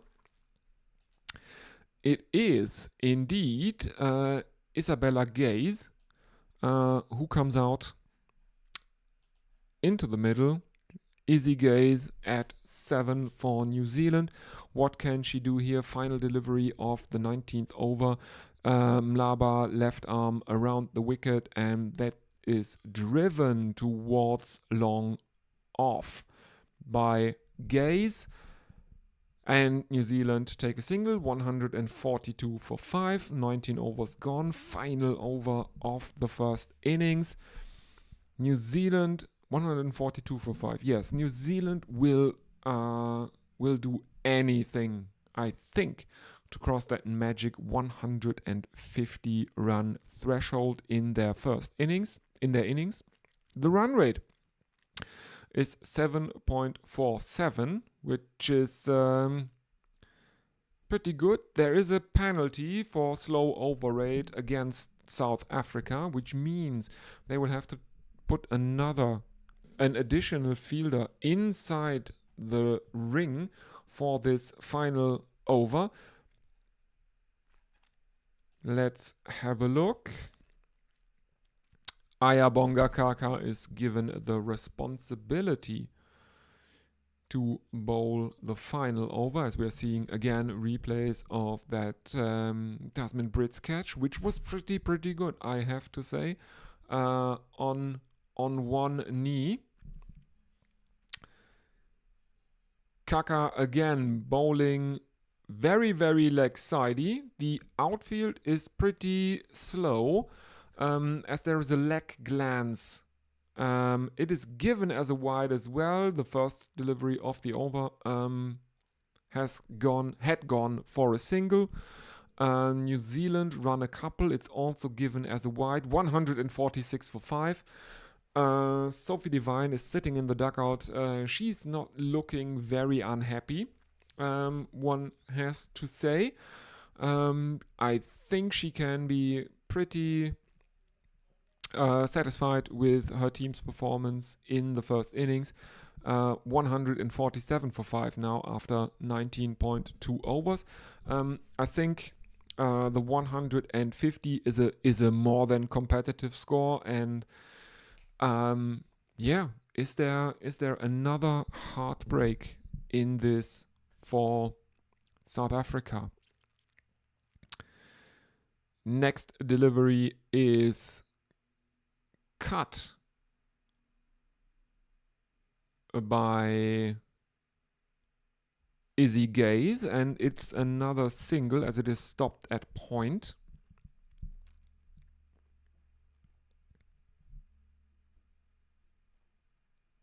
At forward point or cover, somewhere in there. The next one is a full toss, and it is hammered towards cow corner, but there are two fielders there. The New Zealand batters are taking a couple, though, bringing up the 150 for 5 with 2 deliveries left in the innings. They will be very happy with that score against South Africa, who knocked out Australia out of the competition.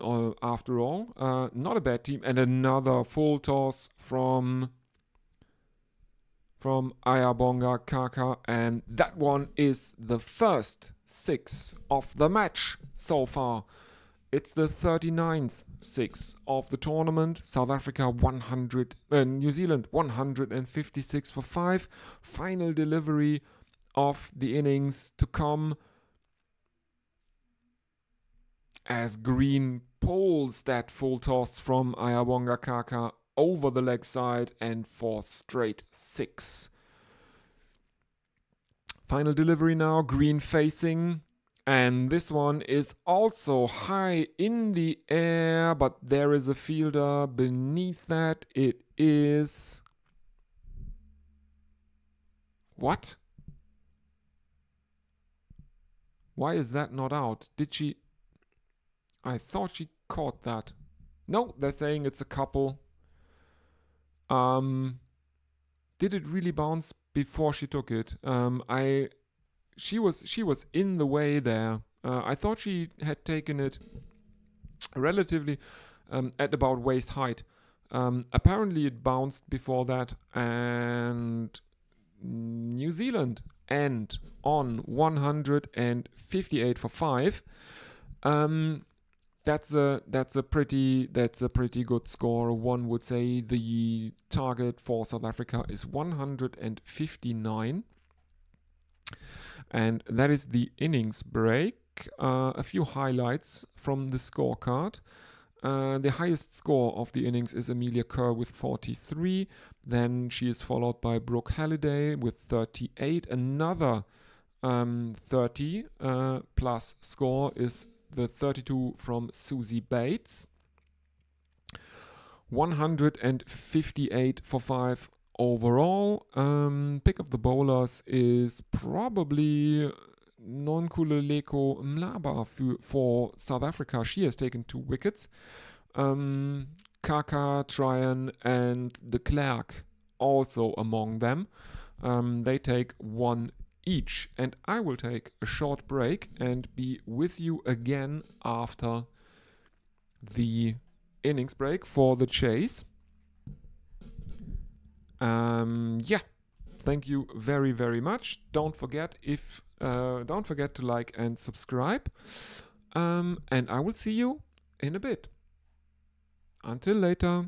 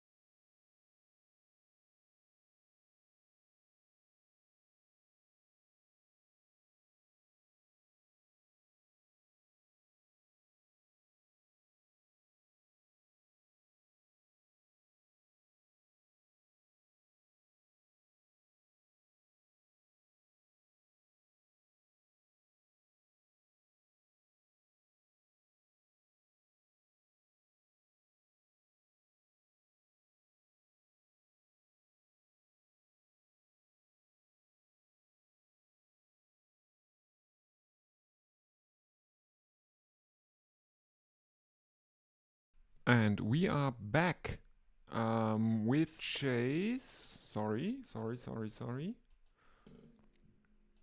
Here we go. We are back with the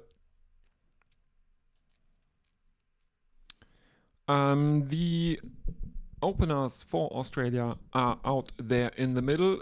Laura Wolfart, the captain, and keeping her company out in the middle is Tasmin Brits. The target 159 for South Africa to take the first, for the Proteas women to take home the first ICC trophy for their country. Rosemary Mayer is going to open the bowling for New Zealand.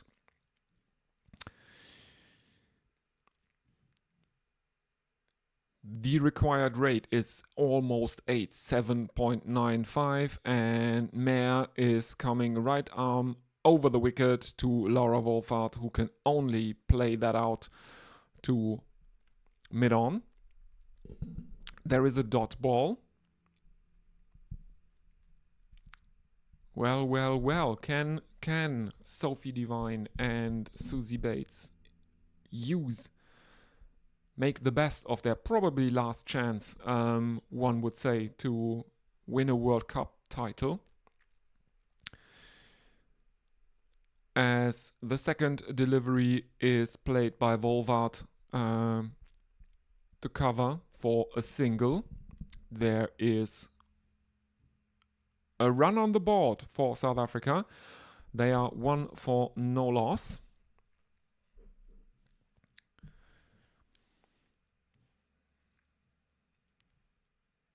I would have played Phil Fultner's The Final as an intro to this stream if I knew it wouldn't get me into trouble.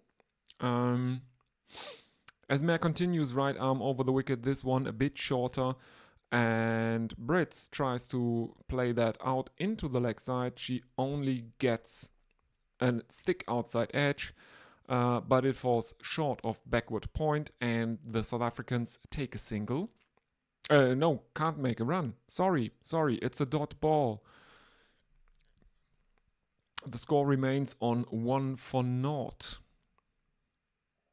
Brits is on strike. Mayer continuing, bowling very leg-sidey. It's called a leg side wide as Brits tries a leg glance, but she can't get a bat to it, but it's a wide. We see milestones. Laura Wolfart needs 44 runs for 2,000 in T20s. Sophie Devine needs 2 catches for 50 in T20s. Interesting. Mayer continuing, and this one is short of a length, wide outside the off stump, and it is cut by Tasmin Brits. There are 3 fielders running after that in the offside, and South Africa run 3. 5 for no loss, South Africa now.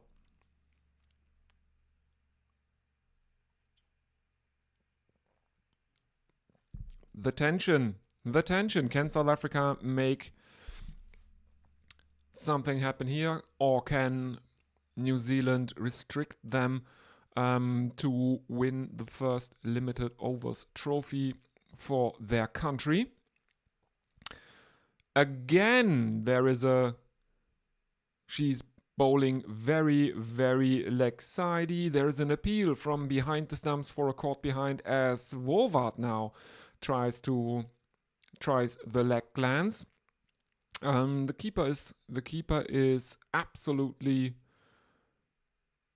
stunned by the fact that she's not given out, caught behind, and now we're seeing the replays, and I know why she's not given out, caught behind, because the sound the keeper heard is Izzy Gay's heard is actually the ball hitting Wolfart on the thigh outside the off stump. No chance of a no chance of a LBW there. And it is also given as a wide. Next one is a dot ball. And final delivery of the first over. And again, she bowls very wide down the leg side, and it is given again as a wide. And South Africa have now taken 7 runs from this first over. A reminder, the required rate is around 8. A tad under 8, 7.96 at the beginning of the innings. Another reminder, you can always use chat to get in touch with me. You can also use Twitter or Blue Sky respectively. They are over there. My handles on these 2 social media platforms. Let's see if anyone is writing in the chat. No, there is nothing in the YouTube chat. Is there something on social media? I will try to read those out between overs as the pace of the game permits. Doesn't yet look like it. During the first innings, I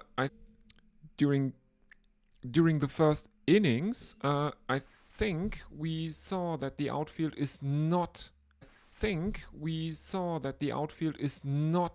Especially quick in this match, as the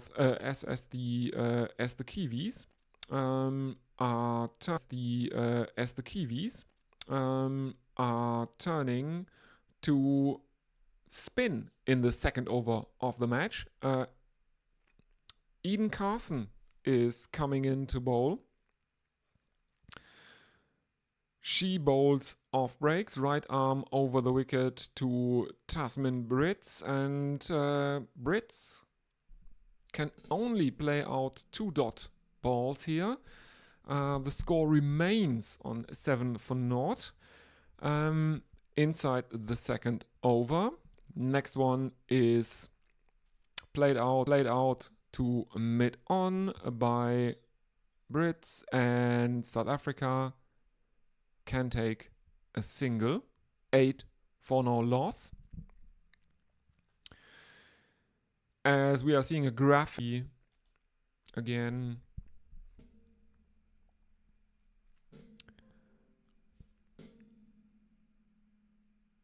Okay. ICC feed has gone a bit wonky and we missed the first boundary of the South African innings. There was a 4 and it was followed by a couple. 14 for no loss. 1 delivery in the second over is yet to come. Eden Carson now bowling to Laura Wolfart. Right arm over the wicket, and Wolfart tries to fish outside the off stump, misses it completely. There is a dot ball, 14 for no loss after 2 overs. Target 159. Wolfart is on 7 of 7. Brits on 4 of 5. Messages. Let's have a look. Yeah, your YouTube, Brian in Brisbane says, sorry, my YouTube feed is bad today. Yeah, YouTube has been having problems for a long time now. I think because I think it was during the test match in Multan that I was trying to watch Guerrilla Cricket. And the YouTube tabs kept crashing on me for some reason. I don't know what's going on there. I had earlier today I had a bit of a problem because I use OBS, open broadcasting systems or software.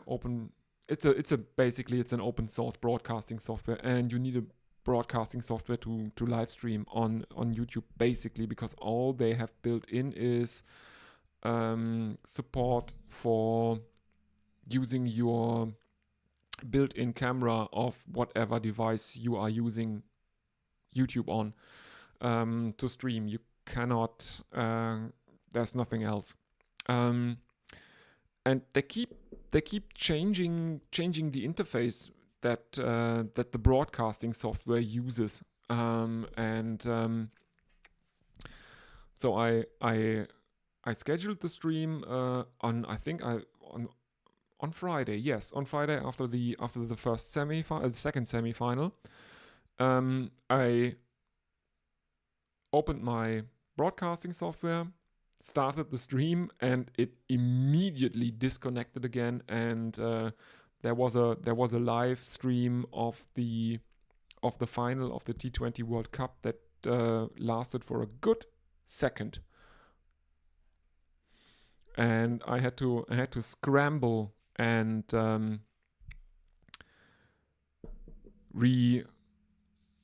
reschedule it.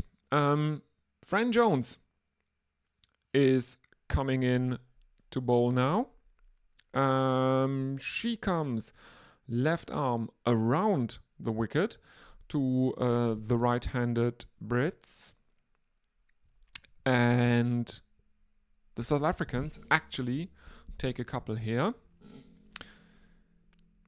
16 for no loss. Carson's average speed in T20 World Cups has been shown. It was just a second, I swear. Whoever is directing these streams should probably be sent to a retraining camp or something like that, China style. Anyway, there was a couple, there is a single, and it is followed by another couple for the South Africans. Laura Wolfart moving on to 9 of 8, Tasman Brits on 7 of 7.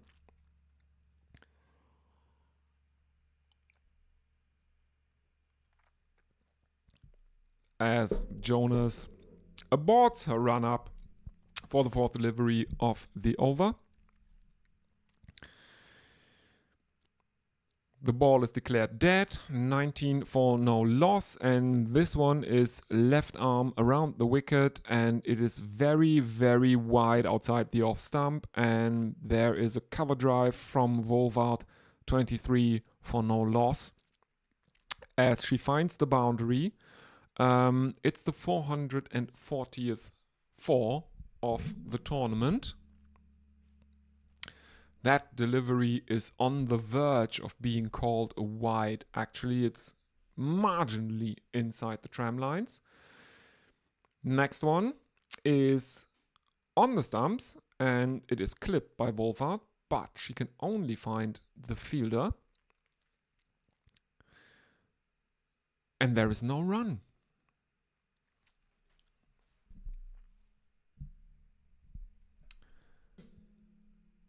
Final delivery of the over, and that is hacked towards cover point by Wolfart, and South Africa take a single. 3 overs gone, 24 without loss for South Africa. The target, may I remind you, is 159. The current run rate is around 7.4, and the required run rate has climbed north of 8. South Africa need a further 131 runs in 100 balls. 101 balls. 102 balls. Okay.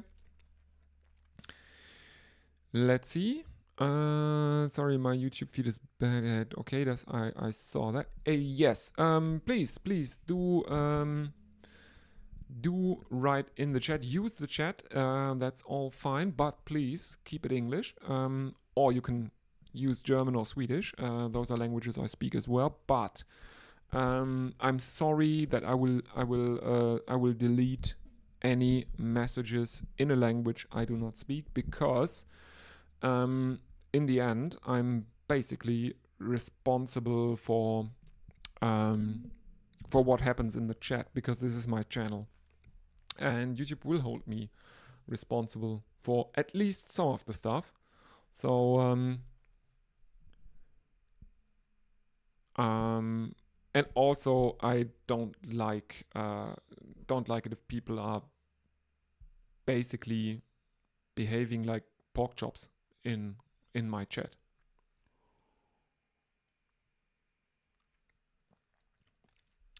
Anyway, we are back for the fourth over, and it is Lea Tahuhu, who writes her name wrong, I have to say. There is no H in Lea. Or maybe I am writing my name wrong. I don't know. First delivery of her over is taken for a single by the South Africans. As we are now treated to a best of, not of the cricket, but apparently of the fireworks happening while there is cricket going on.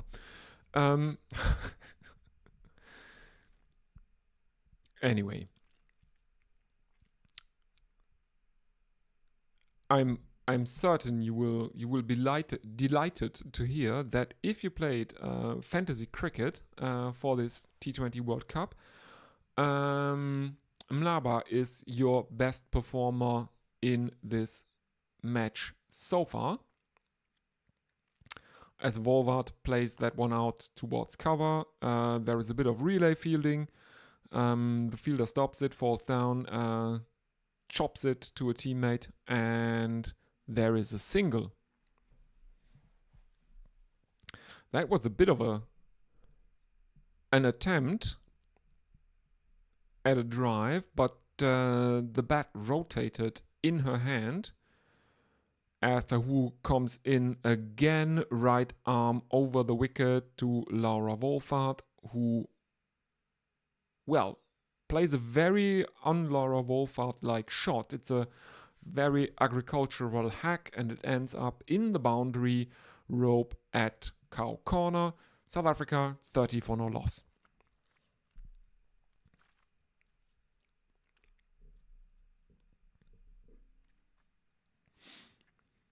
She almost played across the line there.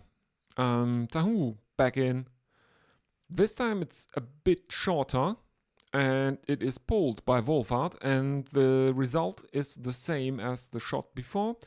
Another boundary, 16 fours this match, and 1-6. There was 1-6 in the New Zealand innings. I will look. Who was it? It was down the order. Yes, it was Maddie Green. Maddie Green hit the sole 6 of the match thus far. The required rate has now come down as the final delivery of Lea Tahuhu's over is a dot ball. It's come down to 7.81 again, so that sound barrier of 8 has been avoided by that wall of 8 has been avoided by South Africa, and Eden Carson is going to continue to bowl. She will bowl the 5th over. And the win predictor, which was very much in favor of the White Ferns at the beginning of the match, is now down to 50-50. Even money, basically.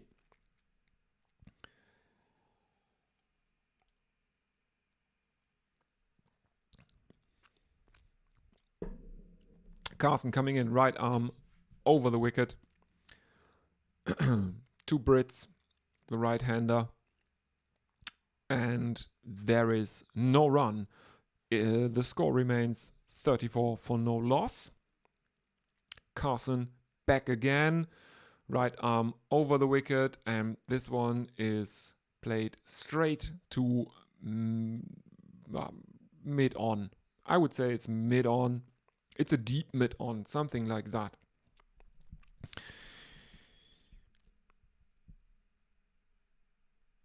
And there is a single, 35 for no loss. Volvat is back on strike, and it's a clip off the legs, but she can only find square leg, and there is again no run. The required rate is now climbing again. It is now 8 after 4.3 overs, and this one is a bit too short from Carson, and it is pulled by Volvat, but it is fielded by a deep mid wicket that is there as security for her, and the South Africans can only take a single of that. 2 deliveries still to come in Eden Carson's second over. Fifth ball of the over is played down into the ground, and there is a fielder from mid-on coming and fielding that from cover, and the South Africans attempt no run. Next one is driven straight down the ground by Brits, and the fielder from long on has to come around. South Africa take another single, but crucially for New Zealand, only 3 runs from this 5th over. South Africa 37 for no loss. The target remains 159. Laura Wolfart is 24 of 17. Tasmin Brits is 10 of 13. The New Zealanders would love to get the wicket of Laura Wolfart. That would really put an early dent into this chase by South Africa.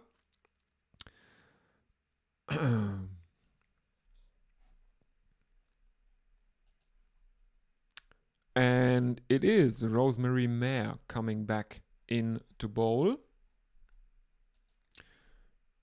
She will bowl her second. And the first one is pulled by what's it? I think it must have been Brits, wasn't it? No, it's Wolfart. It's pulled by Wolfart. It is fielded by Sophie Devine. And no, it was Brits. It is fielded by Sophie Devine, and the South Africans take a single. Laura Wolfart is now on strike, facing Rosemary Mayer, and this one is an on drive that finds the boundary. The on Hayden can't field that, and South Africa move on to 42 for no loss. 2 deliveries bowled in the 6th over. Wolfart basically hits Brits, or almost hits Brits, who tries to avoid that shot and goes down in the process. Next delivery is a bit wider outside the off stump, and Laura Wolfart tries to fish for that, misses it.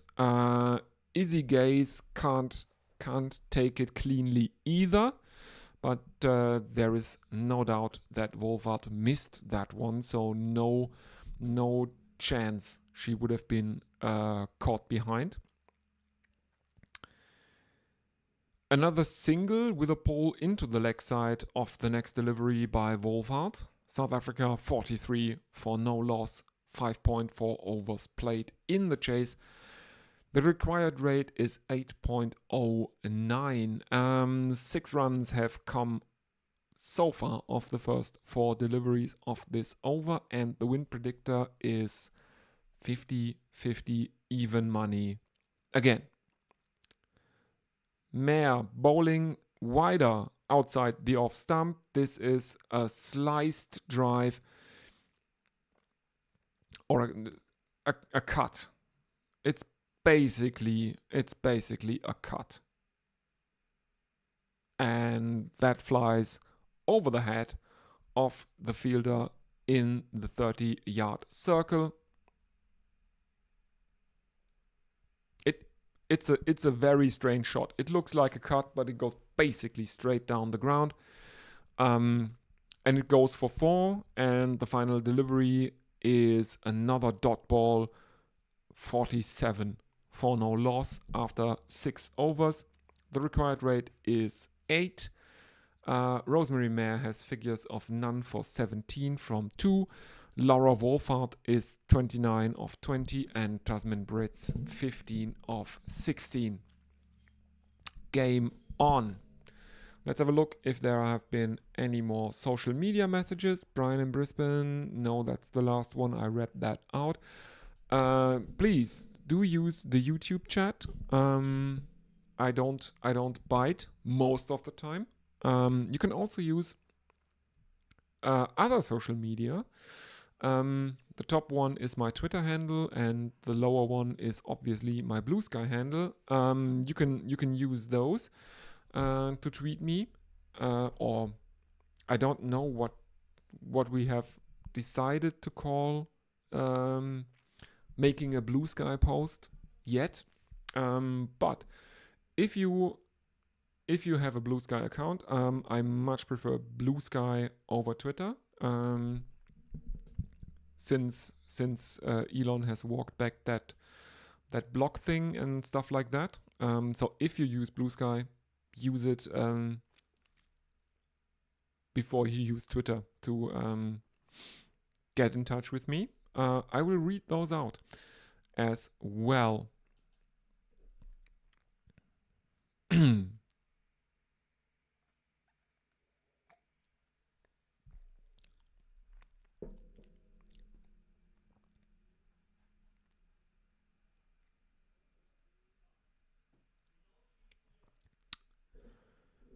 Jonas is into the attack. Left arm around the wicket, and Wolfart can only find cover. That is stopped inside the circle. There is no run. She continues left arm around the wicket, and Wolfart cuts that one to backward point. Again, there is no run. 2 deliveries bowled. The required rate has risen to 8.2.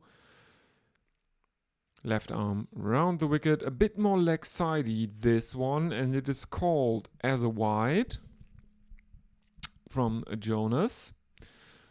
Wolfart remains on strike as South Africa do not take a run.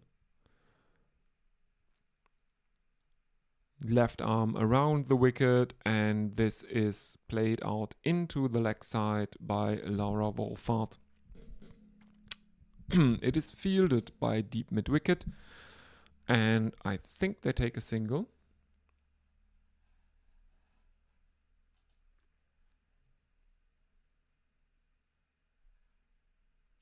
Yes, they do a single. 50 is up for for the South Africans, as Tasmin Brits takes Jonas for a couple. 51 for no loss after 6.4 overs. And the next delivery from Jonas is outside the off stump. It's fullish in length, and Tasmin Brits can't resist that. She tries to play a lofted on drive, but is out caught. 51 for 1. It's not the breakthrough that the White Ferns wanted, probably, as we are seeing a replay as Brits steps out of her crease, gets under that delivery, and she has to go caught green, bowled Jonas. 1 4, no sixes, 8 dots. And I'm saying that it's not the wicket that New Zealand wanted because Laura Wolfart is still out there and she is on 30 of 23. She is definitely the wicket that the New Zealanders want to take here.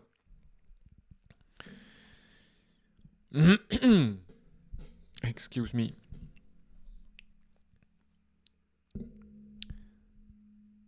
Anyway, that wicket brings out Anneke Bosch at 3. She has played 5 innings, made 128 runs. The important thing is that she has a strike rate of 114 in this tournament. So, not a bad player to have at the crease at the moment in a chase of 159. The target set by New Zealand in their innings. Jonas left arm around the wicket to Bosch, and it is a single to long off. 52 for 1 after 7 overs. Wolfart on 30 of 23, Bosch on 1 of 1. She is basically, she steals a strike here, and I don't think the New Zealanders will mind that. She is definitely the player they want to bowl to at the moment, not Laura Wolfart, who can actually make the difference here by scoring quickly.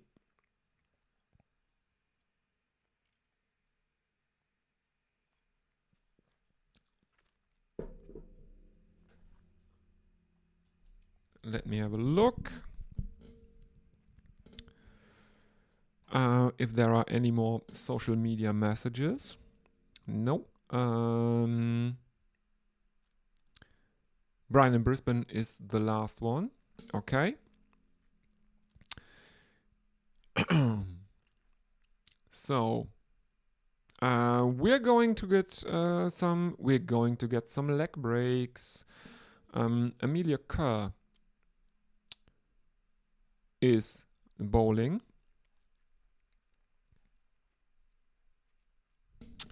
For New Zealand, she gets her first over of the innings. As we are seeing again some replays of Anneke Bosch. No, it's not. It's Lea Tahuhu who is bowling. First one is a single, as she's now bowling to Bosch, and there is a bit of a discussion going on as Anneke Bosch misses. Oh, I missed an over? How did they miss an over?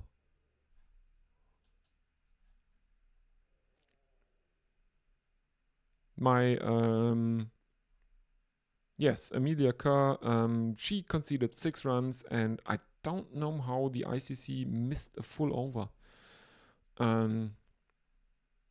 There in their broadcast, it jumped. It may be a connection problem.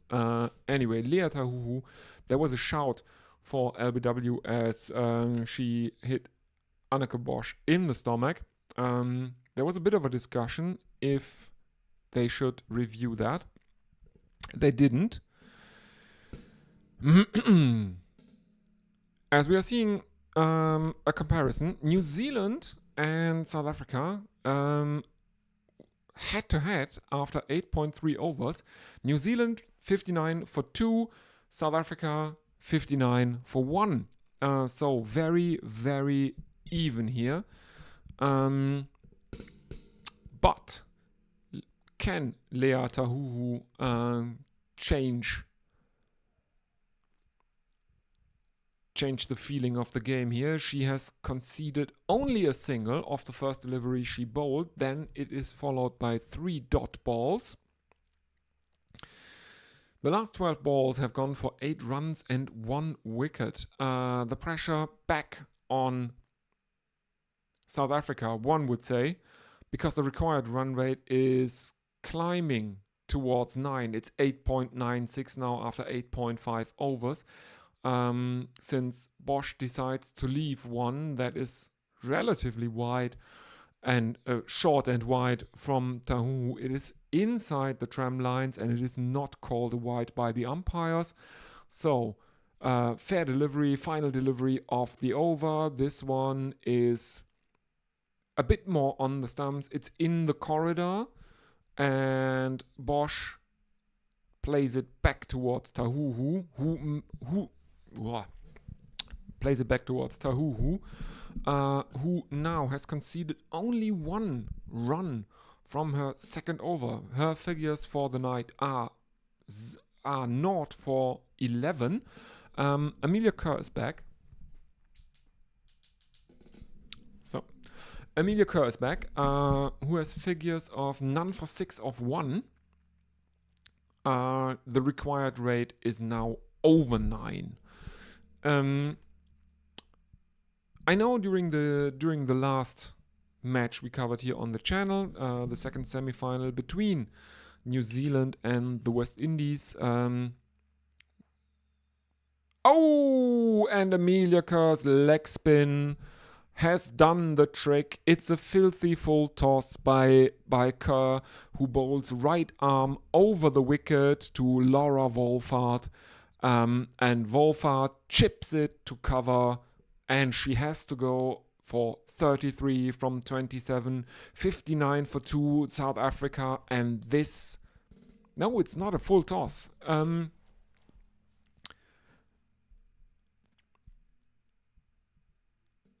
Looked like it on the pictures, but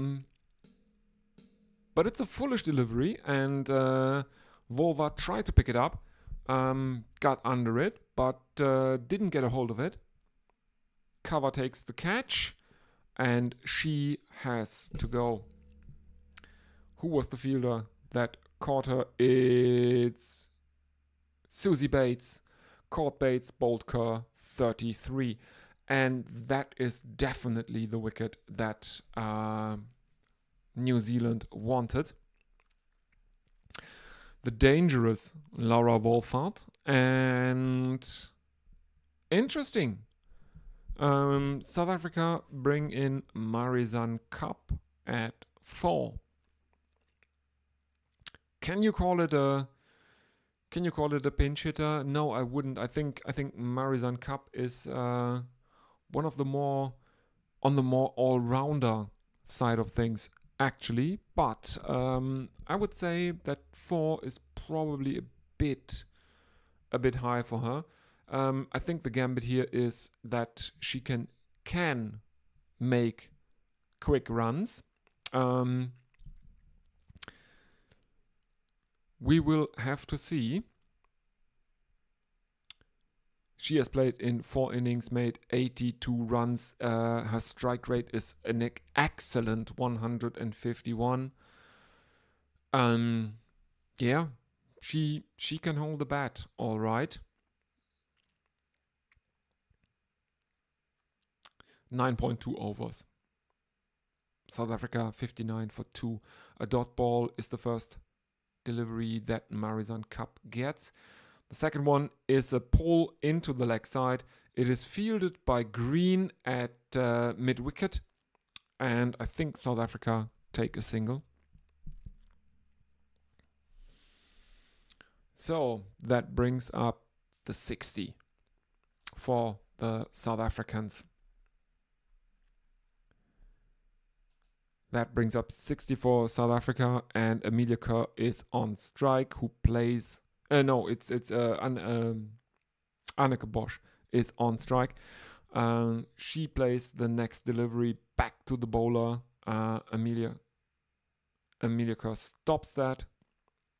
She tries to run out Marizanne Kapp at the non-striker by threatening to throw at the stumps.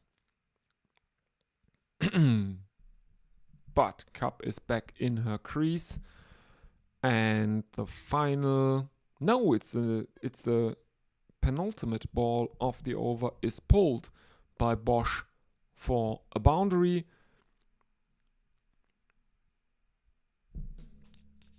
Again, a relatively good length, or a fullish length actually, a fullish length from Kerr, and Bosch pulls it 4-4, 64 for 2. And there is a big appeal as Anneke Bosch goes down on one knee. She steps outside to the offside, tries to play a sweep. New Zealand thinks she got a top edge to that, as Izzy Gaze takes it cleanly. She's not convinced. And New Zealand seem to have reviewed it. New Zealand reviewed. We are now seeing the replay. There is an ultra edge, and there is a spike on ultra edge, but is it a spike because it is the ball hitting the bat, or is the spike from her knee roll hitting the ground?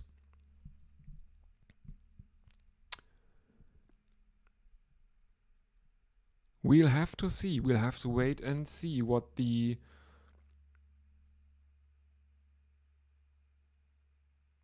Nope. It's been given out on review. New Zealand have taken a wicket. Anneke Bosch has to go, and Amelia Kerr has conceded 5 runs in her second over, but she has also taken 2 wickets. A big roadblock for South Africa in their pursuit of their first ICC trophy. And that, I think, should be drinks. No?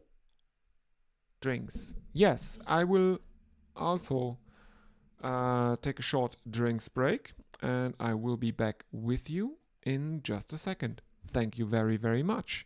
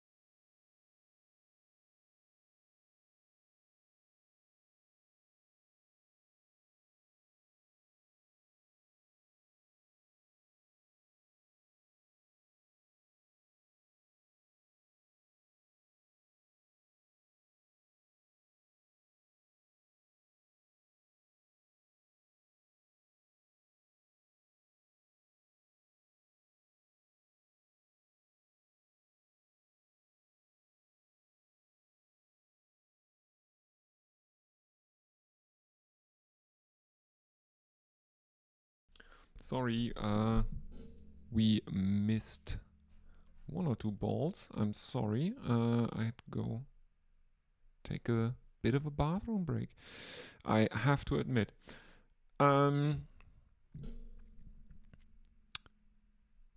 Yes, 10.2 overs are bowled. And South Africa are 68 for 3. Just a reminder, they are chasing 159.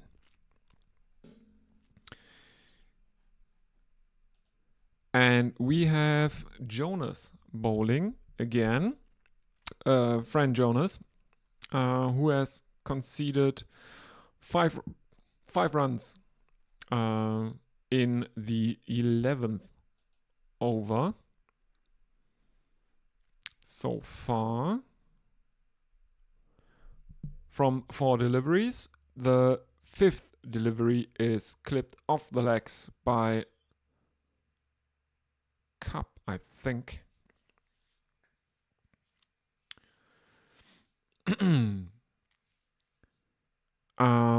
As we are seeing that Amelia Kerr is now the record holder for most wickets in a single tournament of the T20 World Cup in women's cricket. End of the 11th, South Africa ended on 70 for 3. As it ends with a dot ball, Jonas ends her 3rd over with figures of 1 for 21. Marizanne Kapp is on 3 of 5 and Nadine de Klerk is on 4 of 3. Because, yes, of course, Nadine de Klerk is in at 5 for South Africa after the wicket fell on the final delivery before drinks. Eden Carson is back in. South Africa need 89 runs and they have 54 deliveries to do it in.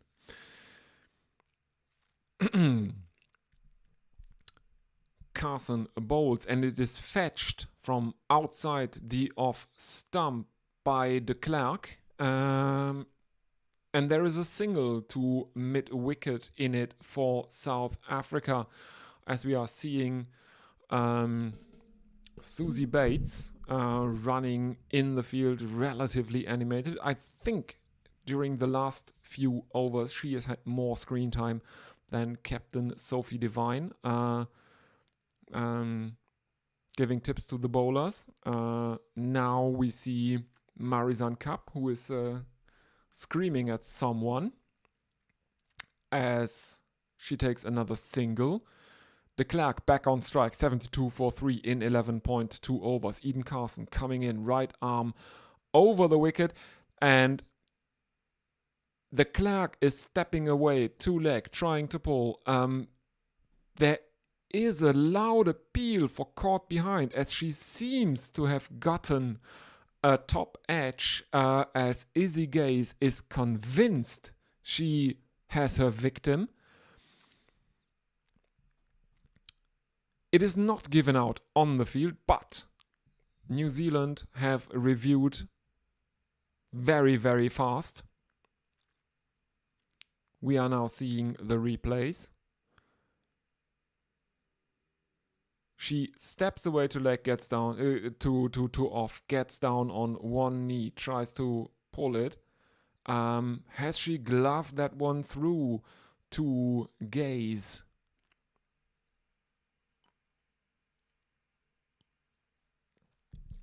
The decision on the field was not out. From the relatively grainy footage of the replays, I don't get that. The live pictures are pretty crisp, and anytime the third umpire has to look at a slow motion to decide if the decision has to be overturned, the footage is always so grainy. There seems to be a bit of a confusion out on the pitch in the stands because the decision has been reviewed, but we're not seeing the review process at the moment. The New Zealand team are at the non-striker. Someone is stretching Eden Carter's left leg. It's Georgia Plummer. Georgia Plummer is helping her stretch. Susie Bates is helping someone else stretch, also their left leg.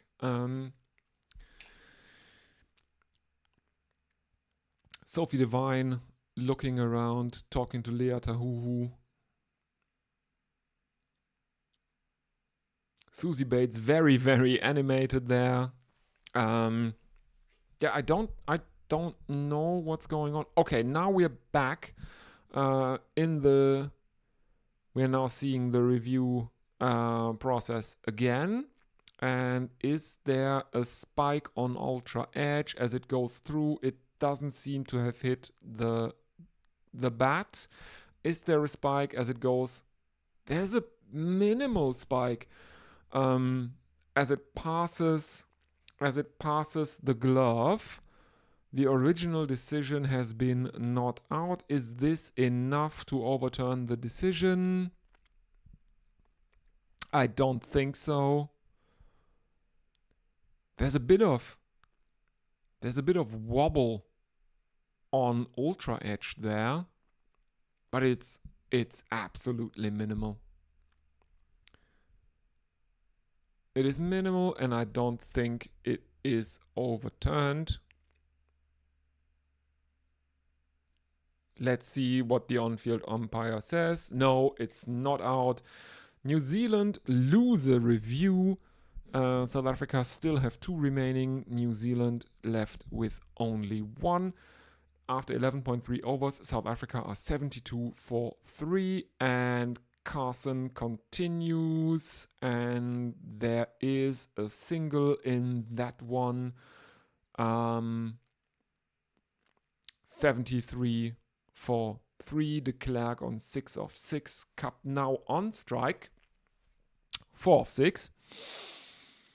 The required rate is north of 10 though. As Carson continues, right arm over the wicket, and this one is pulled by Cup behind square on the leg side.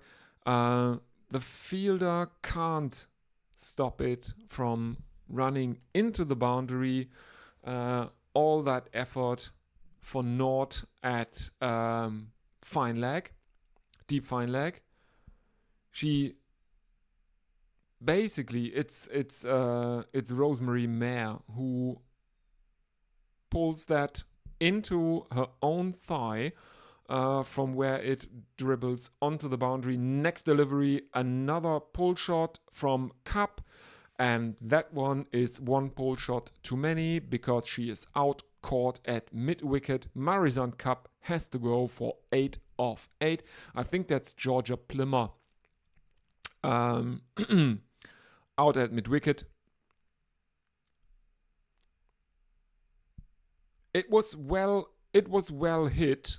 It was well hit by Cup. Yes, it's out, caught Plummer, bowled Carson. It was well hit, but she would have made it a 4 if she hadn't picked out Georgia Plummer at mid-wicket. 77 for 4 now. 82 more runs required from 48 balls. And Chloe Tryon is coming in at 6 for the Proteas women. Rosemary Mayer is continuing the bowling. She has bowled 2 overs. She has taken no wickets and conceded 17 runs thus far this evening.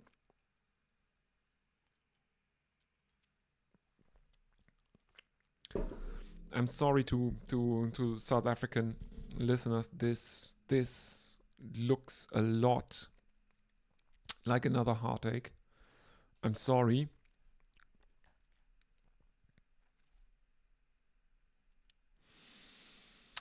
The current run rate is 6.42, which is lower than what the required run rate at the start of the innings was. The required run rate is 10.25. And de Klerk has to go first delivery of her third over. Mayer has her victim as de Klerk slices one to backward point. 77 for 5 now, South Africa. As we are seeing the replay, it is on a length, and de Klerk tries to cut it, gets a top edge, and Amelia Kerr at backward point makes no mistakes here. That's a clean catch right in front of the face. 77 for 5. De Klerk has to go 6 of 7. Caught Kerr, bowled Mayer. Soonaloos in at 7 for South Africa. And yeah, the South African hopes are thinning, I think. Mayer coming in, right arm over the wicket to the right-handed Soonaloos. This one is very, very wide outside the off stump, but Loos fishes at it, gets a bit of bat on it. The cover fielder is herring after it, and South Africa take another couple.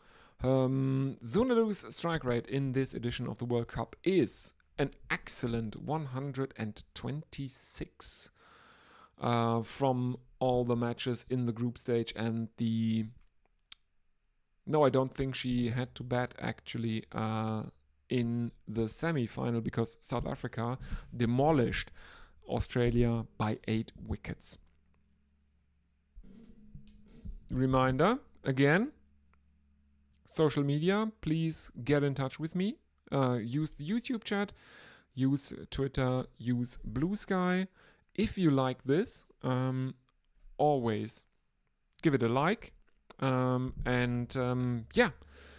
Subscribe to the channel. I promise to produce more English language content, which does not mean that the German language content will go away, because I think it's really, really important to give German cricket fans something to listen to in our native language.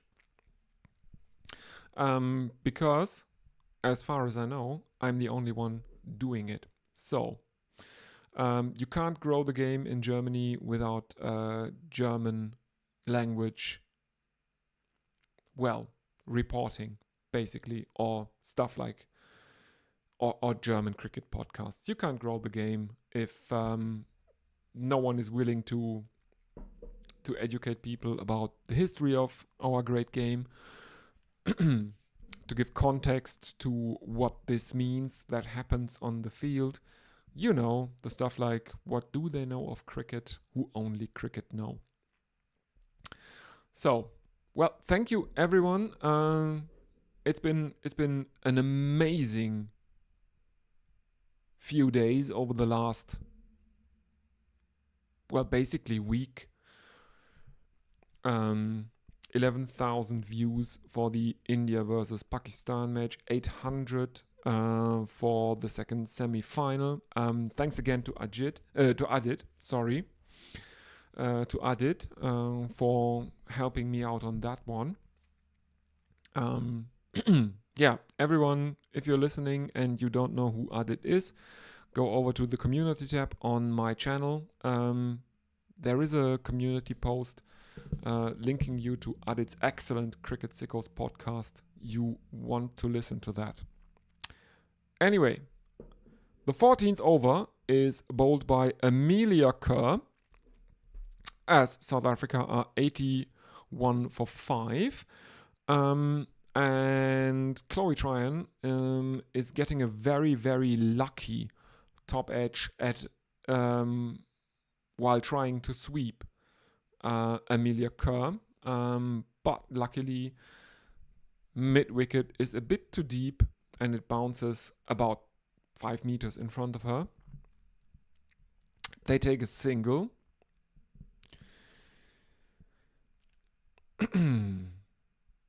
Next delivery from Kerr is taken for a couple by Sunilus. But I think South Africa really need boundaries here. They really need boundaries.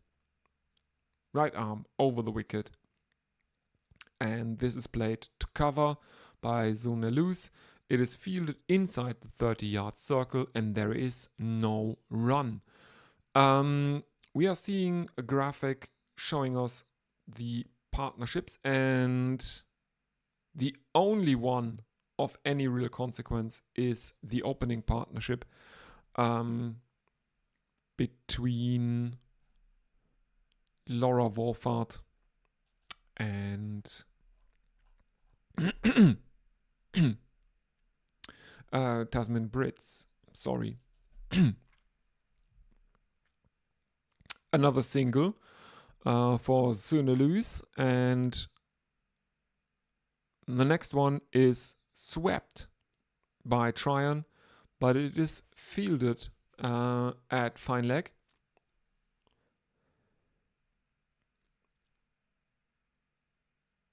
Oh no, there is an appeal for LBW against Chloe Tryon as the ball ran out towards fine leg. Captain Sophie Devine has made the tee, and New Zealand review if Chloe Tryon is out LBW. If that is the case, I would think that's it.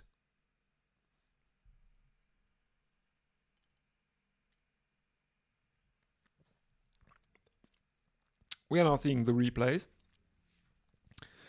I don't know why they don't show Snicko on the first replay in the review process. But anyway, seeing Snicko now, she has gotten glove to that, so it's not out as New Zealand lose another review.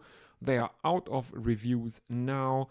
South Africa 85 for 5, but one would think that New Zealand do not really care because the required rate is now 12. Exactly 12. Final delivery of Amelia Kerr's third over. Loopy, and it is played out towards cow corner.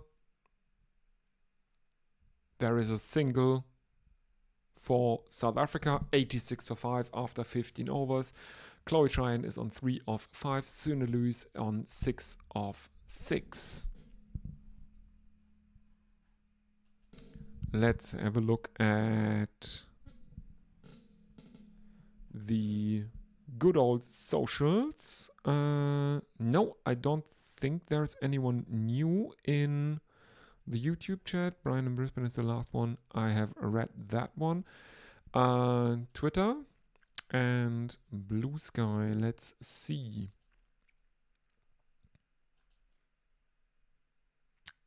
Nope. Okay. Anyway.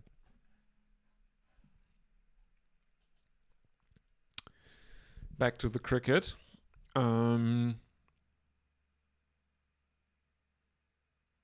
Yeah. 86 for 5. 73 from 36 balls. The run rate 12.17. And Leah Tahuhu is getting her third over.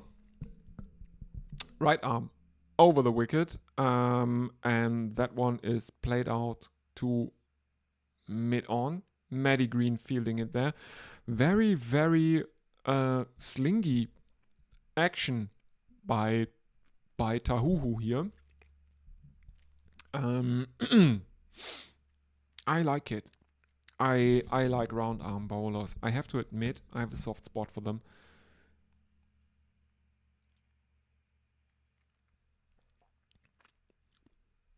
Oh, another one chipped straight over Tahuhu's head back, and there is a 4 for South Africa. Chloe Tryon, 9 of 7, the 21st 4 of this match.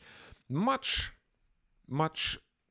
more conventional overarm action from Tahuhu in this delivery.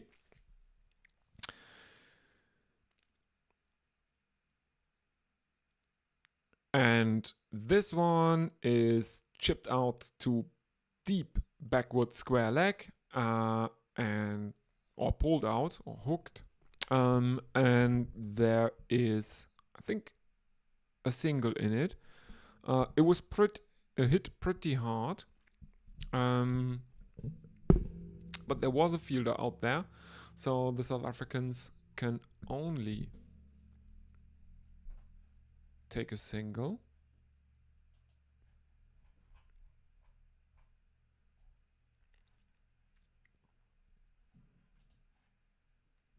$93 for 5, South Africa. Another single from Sune Lewis. 94 for 5 from 14.4 overs, but the run rate keeps climbing. It is 12.19 now.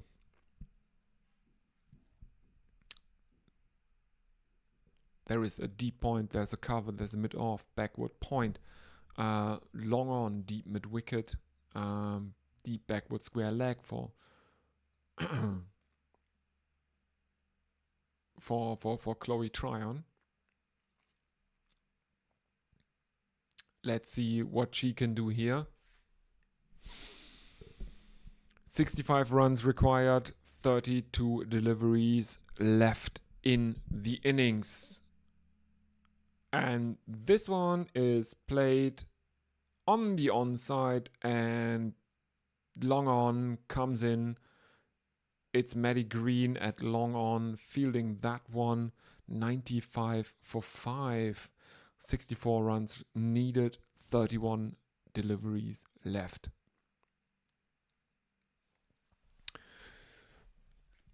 This is a pretty good match, one has to say. And next one is on a length, but it's a bit leg sidey, and Tryon steps out into the leg side, hammers it towards mid wicket, but they can only take a single. 96 for 5. 15 overs gone, 5 overs remaining. South Africa need 53 runs. 63 runs, sorry.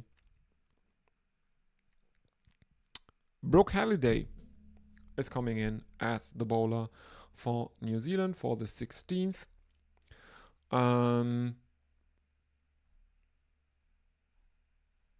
Apparently, South Africa need 63 from 30 deliveries, 12.6 overs.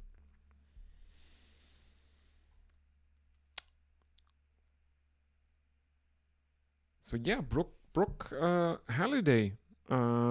She has played 6 matches, taken 2 wickets in this competition thus far.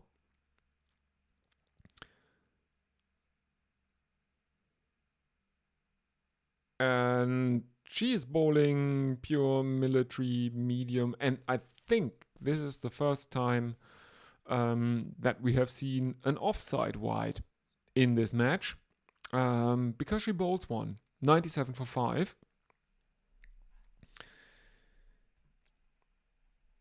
It's a foolish length, but it's so wide outside off that the umpire has no other choice but to do the spread eagle. Oh wow, we're now seeing the replay. and it pitches outside the tram line. Next one is in the slot. And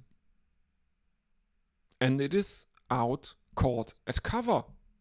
Because Sunaluz chips one straight down the throat of cover. And that is that. Sunaluz caught Bates bowled Halliday for 8 of 9 deliveries. And South Africa are in a really bad spot, 97 for 6.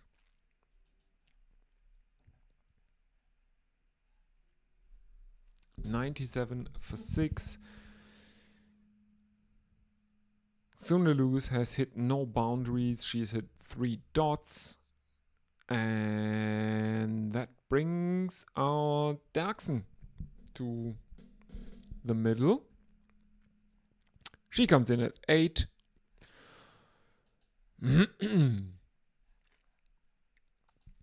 Let's see if she can work a miracle.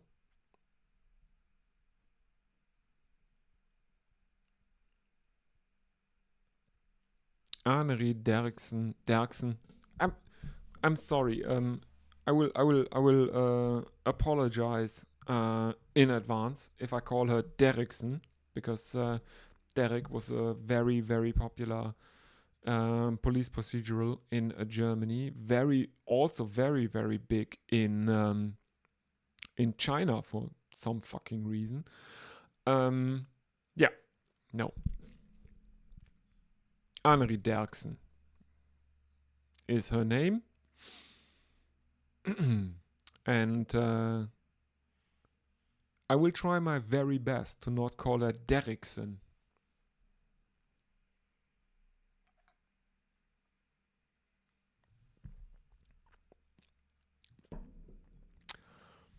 I'm thinking about that because the show premiered 50 years ago, and I think after it was cancelled, it came out that the main character's actor was actually a member of the Waffen-SS. And he was a member of the Waffen-SS before they got conscripts, like German literary Nobel Prize winner, I think, Günter Grass. So there's that. No. Anyway, Brooke Halliday is bowling. She has taken a wicket. She has bowled a wide, and she has conceded a single. And she has conceded 2 singles, but there were also 2 dot balls. She has figures of 1 for 3 from 0.5 overs, a single delivery remaining in her first over. South Africa are 99 for 6 with 1 delivery left in the 16th over. In she comes, and that is the 100 up for South Africa, as that one is hammered out to deep mid-wicket. 100 for 6 after 16 overs. 59 more required and 24 balls left in the match. Oh dear, oh dear.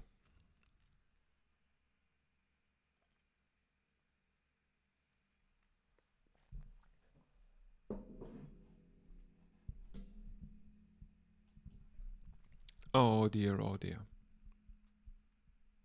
Well, Fran Jonas is coming back.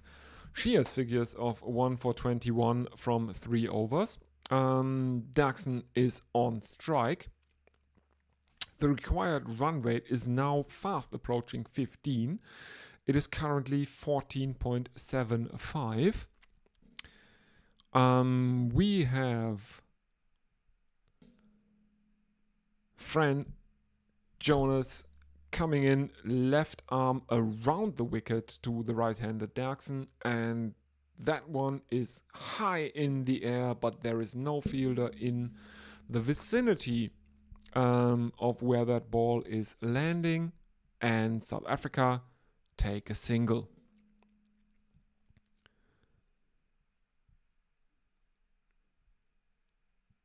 Left arm round the wicket, and this one is pulled into the leg side where it's fielded by Georgia Plimmer, and South Africa take another single.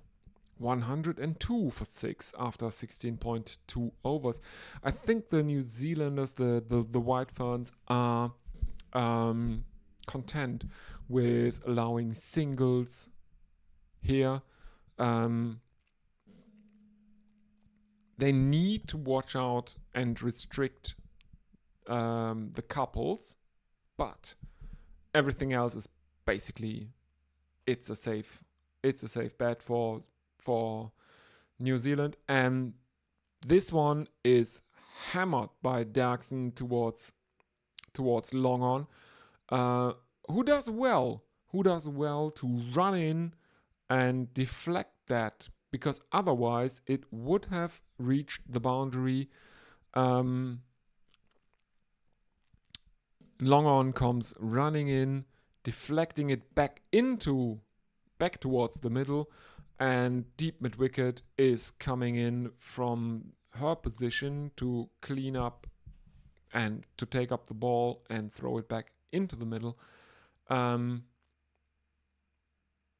is an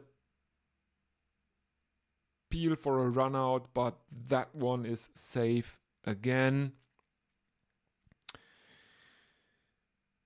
The bat is in.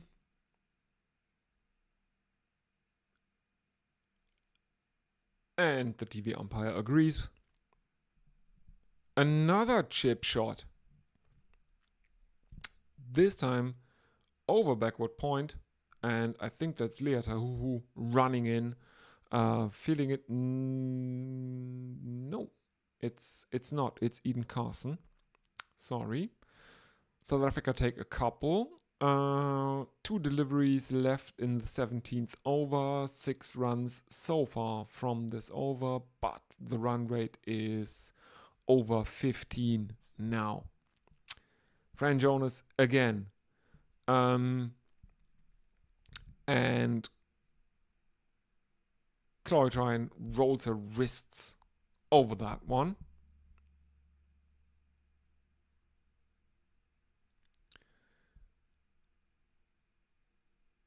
No, Derksen rolls her wrist over that one. And it's a single.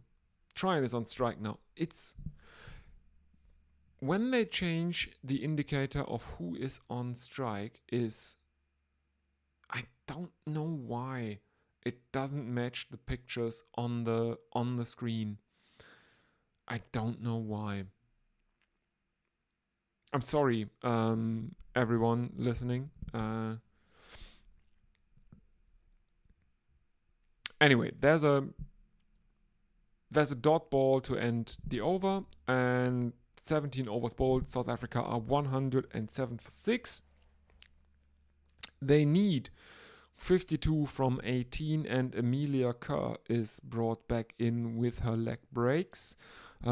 She will be bowled out after this one. 2 for 16 her figures for the night.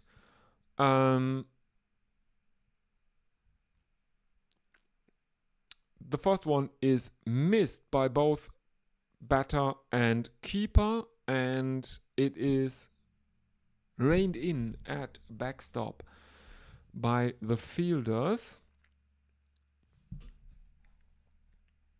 It has been given as, let me have a look.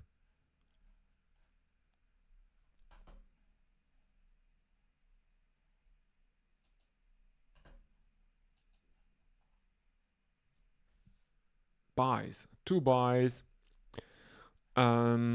And we have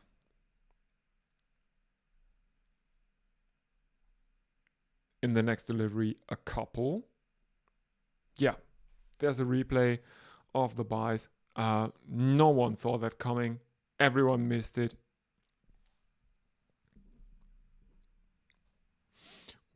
Nelson for 6. for South Africa. Kerr, right arm over the wicket, and that one is chipped out to Leata Huhu at point. She takes a wicket again, 3 for 18. Now South Africa, Nelson for 7. Daxon has to go for 10. Caught Tahuhu, bowled Kerr.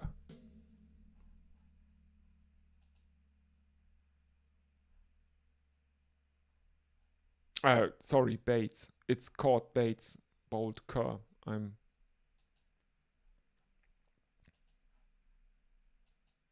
I don't know. It's the occasion, you know. So Susie Bates takes the catch, and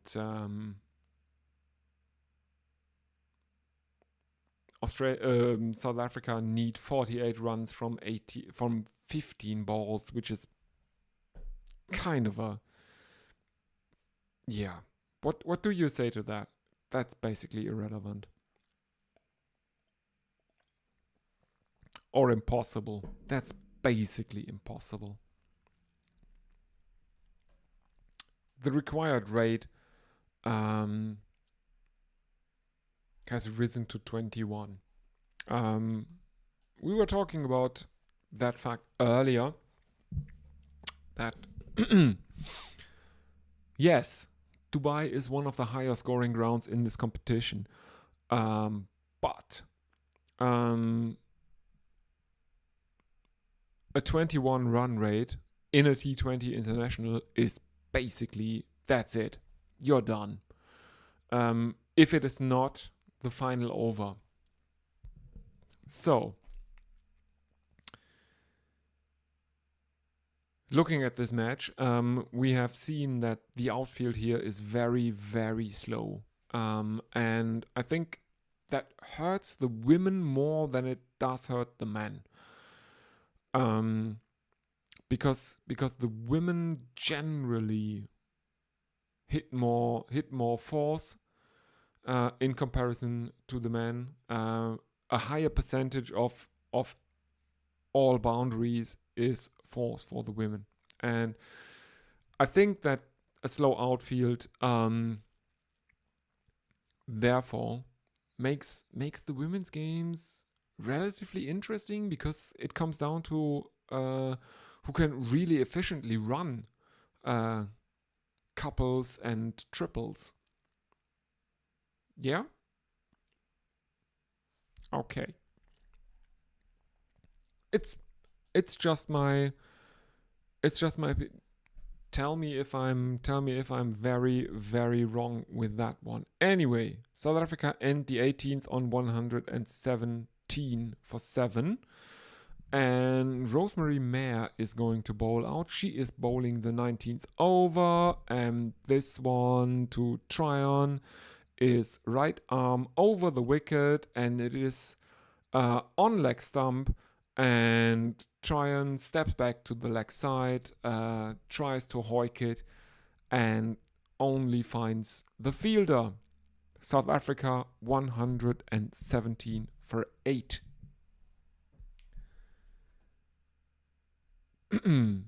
Yeah, I think this one's actually, this one is probably done. Forgive me, I just have to take a few seconds, or 1 minute at best, and I'll be with you shortly again.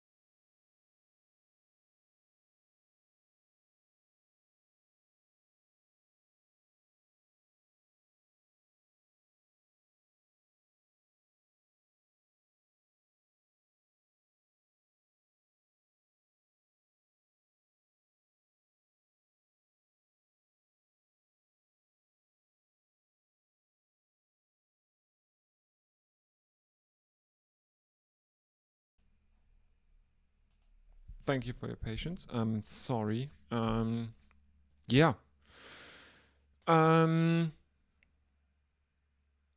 Mare is bowling the 19th over for New Zealand.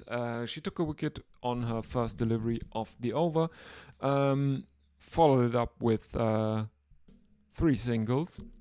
South Africa 120 for 8, and that one clean bowled Yafta, who was in at number 10 for South Africa. Takes the bail off the off stump. It hits top of off, and one would have to say that's it. She misses an in-swinging ball, and one would have to say it's all over. This is it. 18.5 overs, 120 for 9, the target being 159, and we have a new world champion. It is New Zealand, the first limited overs ICC trophy for New Zealand ever. Congratulations to Sophie Devine and her team. Susie Bates at 37 can cap off her illustrious international career with a world champion title.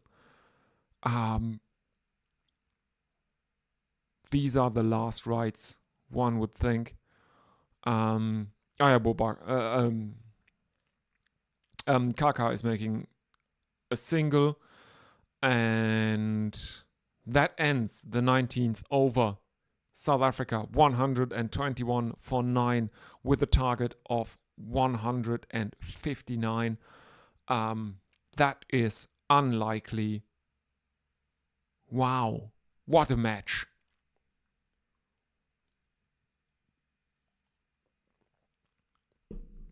What a match it has been. What a World Cup it has been. It's been an honor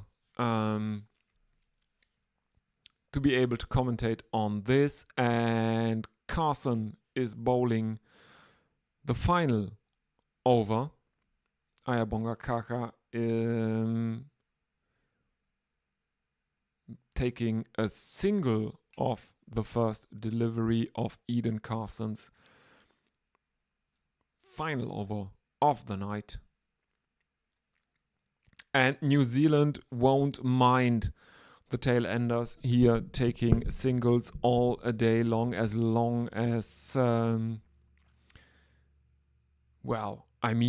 they need 36 from 4 balls, which is basically impossible. So the New Zealanders will be happy with the bowlers, not with Eden Carson, not conceding wides, no balls, or stuff like that. New Zealand will be world champions.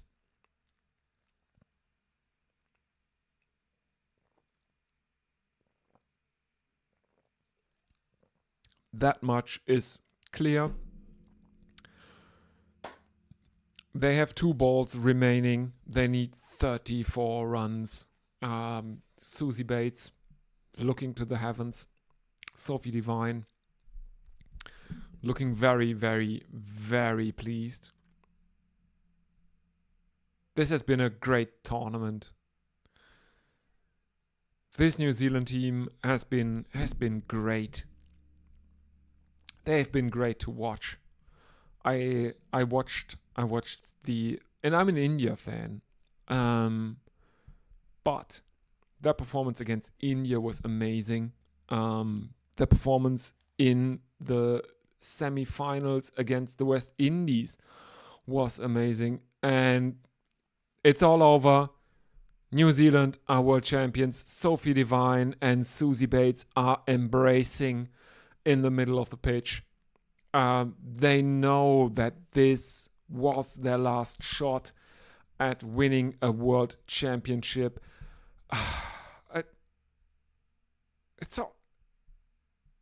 It's amazing. It's amazing. They knew that this was their last World Cup. They won it. What an end to a career. What an end. Oh, not. I'm not saying they are done yet, but it was probably their last chance to win a World Cup, and they did it. Amazing.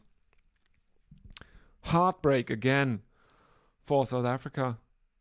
They have never won an ICC limited overs tournament. They've never won ICC silverware.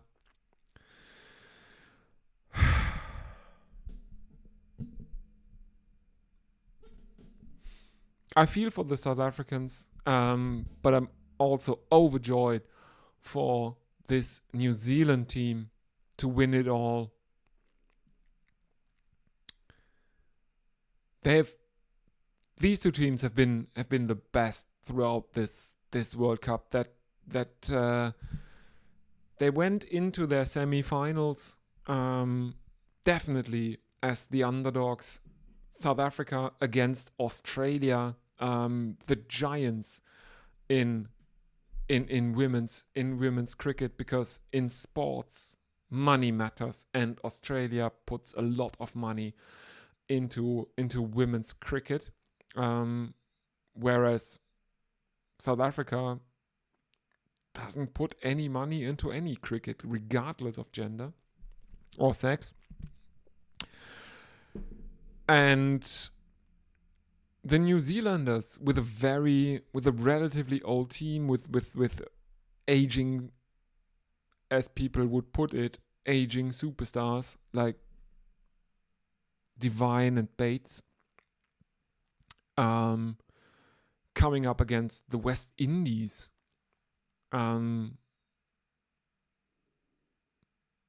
Both these teams were the underdogs in their semi-final. They both won it, and made sure that we have a first-time World Cup winner, World Cup champion, as we're seeing the celebrations of the White Ferns, and a lot of shots of Laura Wolfart, looking very stony-faced.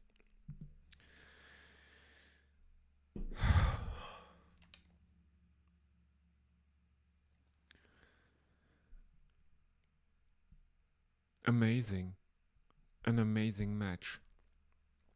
Thank you so much, everyone who watched this. Thank you, Brian, for chatting with me. Yeah, New Zealand are world champions. I think let's have a look at a bit of the scorecard.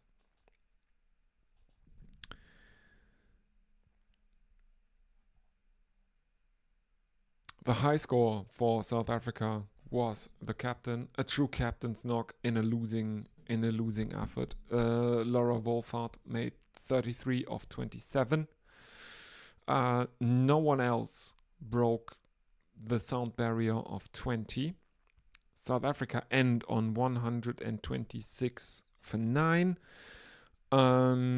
Rosemary Mayer was the pick of the bowlers for New Zealand. She took 3 wickets. Amelia Kerr did as well. Amelia Kerr and Rosemary Mayer, everyone else taking a single one at best. But I think for me, player of the match has to go to Brooke Halliday. She played her best innings of this World Cup in the final, in the match that decided it all, and I think that's worth something.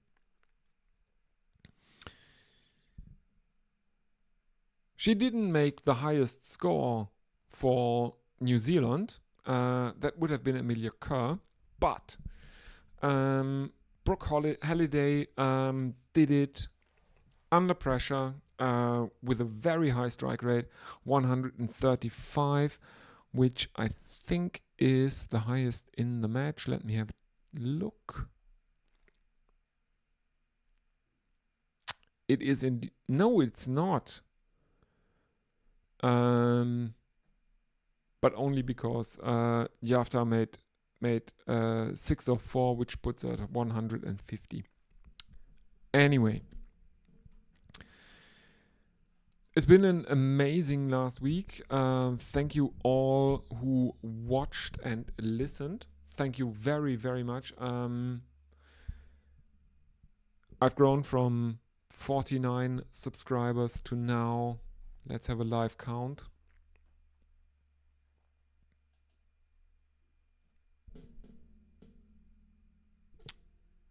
77.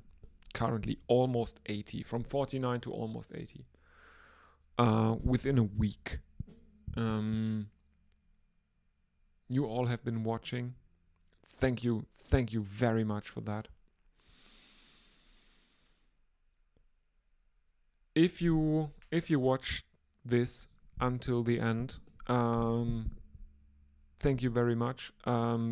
Please like the video. Please subscribe. It's free, so all is well and done. And please have a look at the community tab of my channel. That would be really important, because there's a post on there laying out a bit of a groundwork, or clarifying some ground rules, and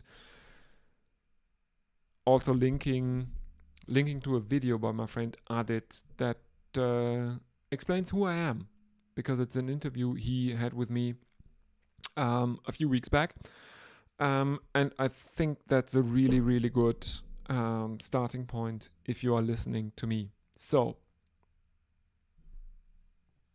again, New Zealand are world champions. After being robbed in 2019, New Zealand are actually cricket world champions. Thank you very, very much, everyone, for an amazing week. This was an amazing tournament.